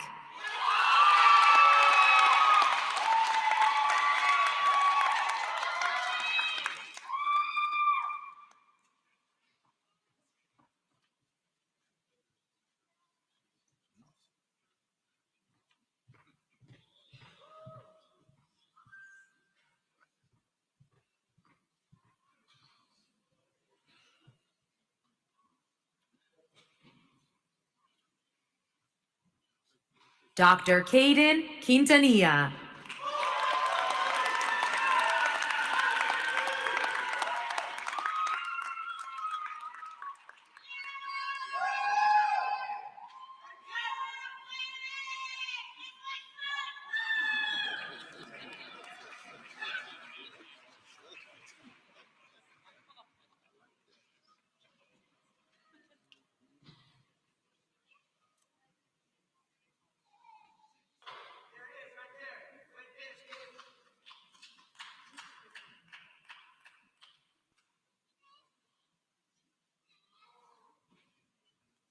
Dr. Evan J. Saney.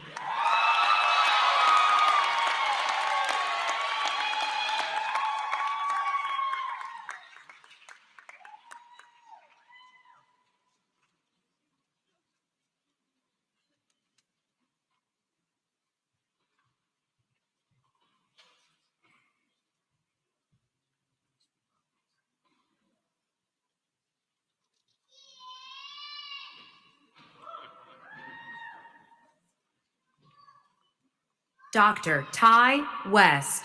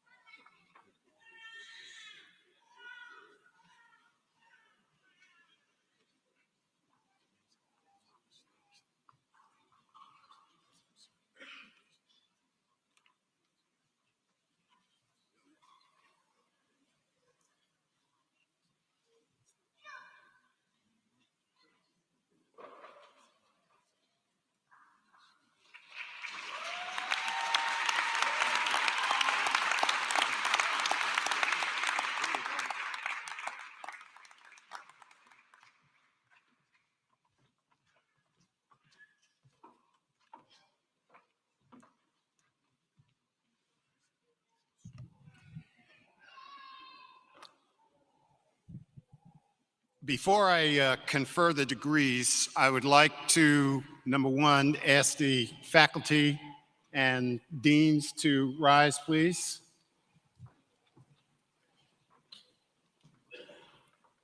I would then ask the class of 2022 to rise.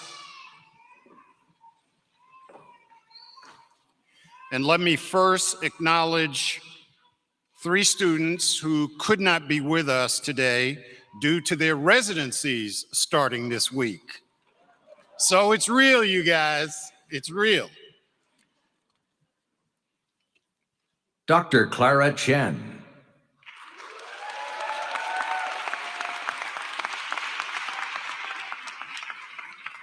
Dr. Vijay Aroha Kandula.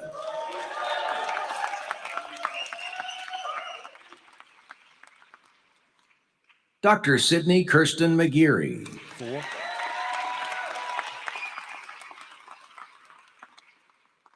Dr. Aaron Shang.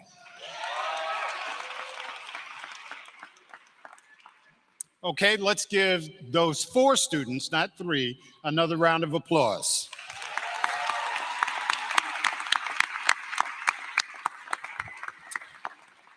And now the moment you all have been waiting for. It is my distinct honor to present to you the 63 incredible members of the class of 2022 of the Hackensack Meridian School of Medicine.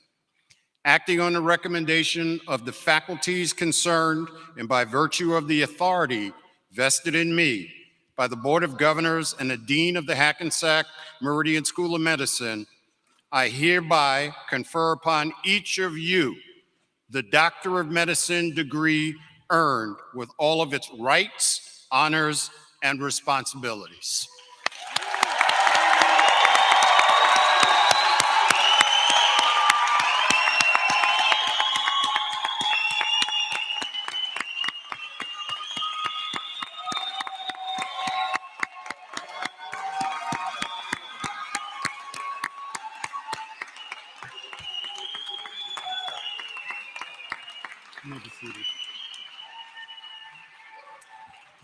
Graduates, you may be seated. I would now like to introduce the first of 2 students who will share some reflections from their time here at the School of Medicine. Please welcome Dr. Austin Krebs of the inaugural 218 cohort.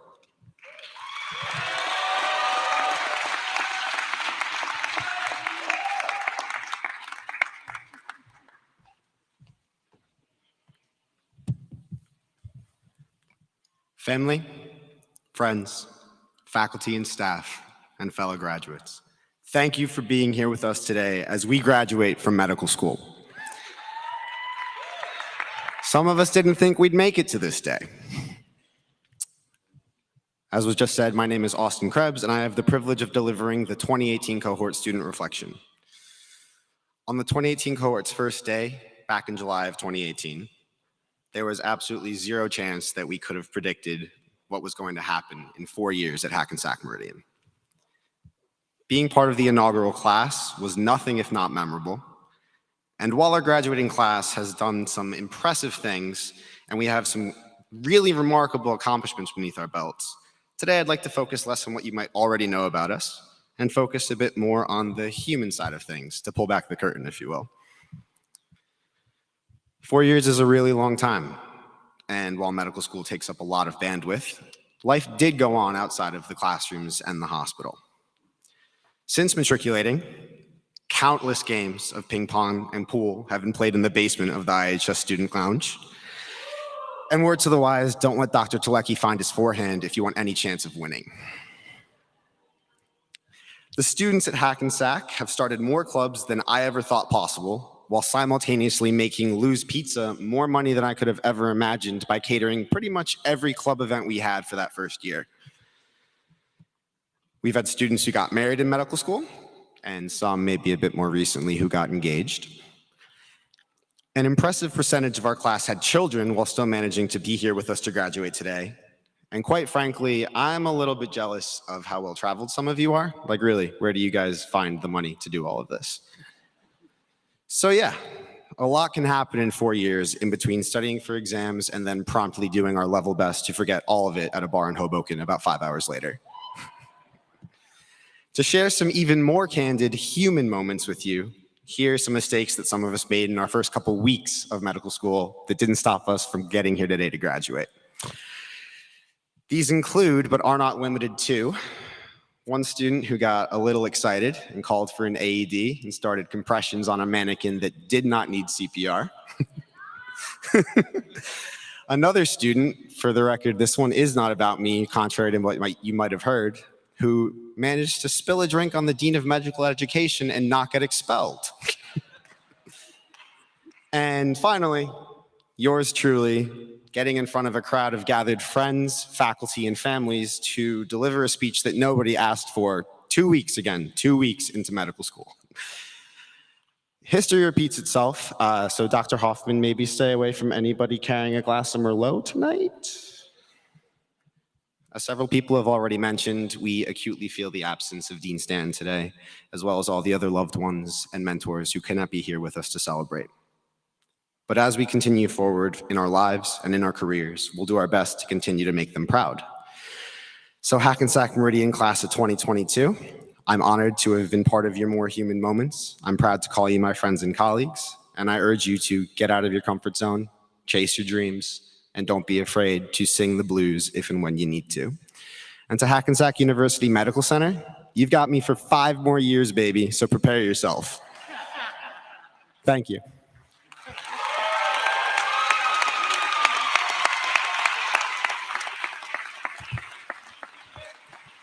Thank you, Dr. Krebs. I would now like to introduce you to Dr. Evan Saini from the 2019 cohort to give reflections on behalf of his cohort.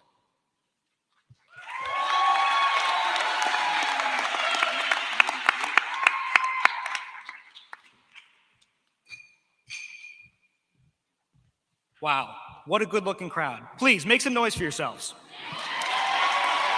You deserve that much. I'm really not a hat guy, but today feels like a good time to make an exception. I want to thank Mr. Garrett, Dean Boskamp, our esteemed faculty, the graduates, and their families and friends for being here today. It is a great honor to address all of you in our first moments as physicians.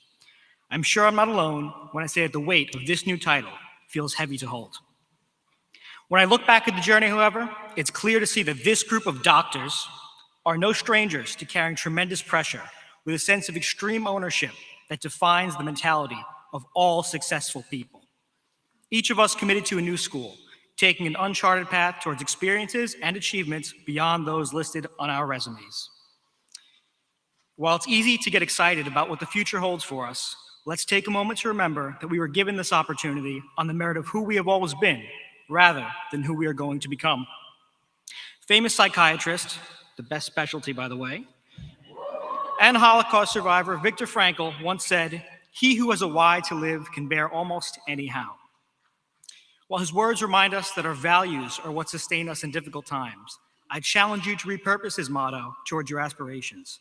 Perhaps it is also true that he who has a why for success can achieve it by almost any how. This pioneer spirit, best exemplified by our founding dean, Dr. Bonita Stanton, defines this group of people. Those who did not need a proven path to succeed and instead relied on their values to guide their decisions. You are exactly where you're supposed to be, regardless of the path that you walk to get here. In some ways, you've already made it. To live in alignment with your values, honoring what makes you who you are, you have achieved what many do not over the course of a lifetime. While as physicians, you will go on to do right by others, you've got to prioritize doing something even greater for yourselves, living with authenticity and integrity, doing things the right way while having the confidence and courage to do things your own way. Remember not just to be good doctors as you move forward, but to retain the qualities that have always made you good people. It is who you are, rather than what you'll do, that will most profoundly impact the lives of those around you. Thank you.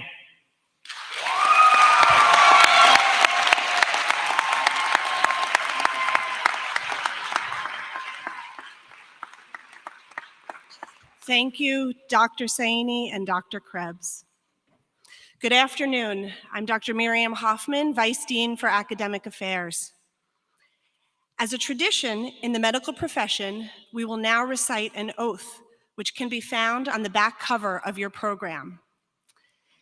At your white coat ceremony, you recited the Physician's Pledge from the World Medical Association, 1948, which was later updated in 2017. This marked your formal entrance into the study of medicine. Now, having completed your medical school studies, you have earned the privilege to recite the same pledge as you fully enter into the profession of medicine. May I ask the graduates to please stand. I also invite all other physicians in the audience and on the platform to stand and affirm their oath with the graduating class. As a member of the medical profession, I solemnly pledge to dedicate my life to the service of humanity. The health and well-being of my patient will be my first consideration. I will respect the autonomy and dignity of my patient. I will maintain the utmost respect for human life.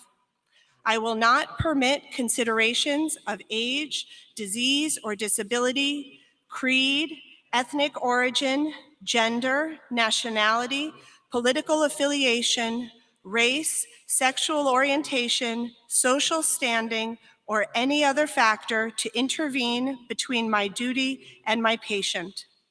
I will respect the secrets that are confided in me even after the patient has died. I will practice my profession with conscience and dignity and in accordance with good medical practice. I will foster the honor and noble traditions of the medical profession. I will give to my teachers, colleagues, and students the respect and gratitude that is their due. I will share my medical knowledge for the benefit of the patient and the advancement of healthcare. I will attend to my own health, well-being, and abilities in order to provide care of the highest standard. I will not use my medical knowledge to violate human rights and civil liberties, even under threat. I make these promises solemnly, freely, and upon my honor. Graduates and physicians, please be seated.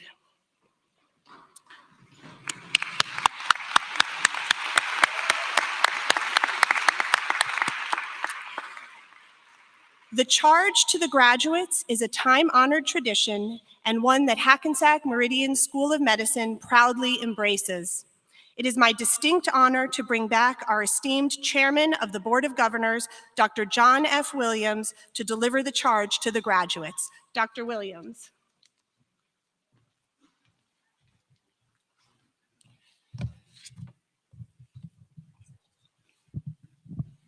After many years of speaking at events, when you are the last speaker, certain things become very clear to you. The thing that I have learned is the 4 B's. Be impactful, be meaningful, be brief, and be gone. With that in mind, my role is to deliver the charge to the graduating Hackensack Meridian School of Medicine class of 2022 and to welcome you to what I consider to be the most honorable profession on earth. My charge to you will be short and quite simple, yet requires diligence, faith, and love. My charge to you comes from the Master Key of Healing by Alan Cohen. I charge you to make no distinction between patients who are worthy of healing and those who are not. Religion, race, gender, age, culture, wealth, caste, nation, and personal history are irrelevant. If someone needs help and is willing to receive it, that person is worthy of treatment. You have been given and earned a world-class education and will continue to be pioneers. Given the complexity of healthcare, we need you to be critical thinkers, to utilize observation, curiosity, objectivity, and continued lifelong learning. My lessons learned over 40 years in healthcare include reflection and introspection. Learn to take care of yourself first. Remember, failure is not the opposite of success. You only grow through failure, and if you fail, you are not a failure. Remember to think only the best, to work only for the best, and expect only the best in yourselves. We are in the people business, so wear a cheerful expression at all times. Be strong enough that nothing disturbs your peace of mind. To live in the faith that the whole world is on your side, so long as you do your best and are true to yourself. Once again, doctors of the class of 2022, welcome to the club.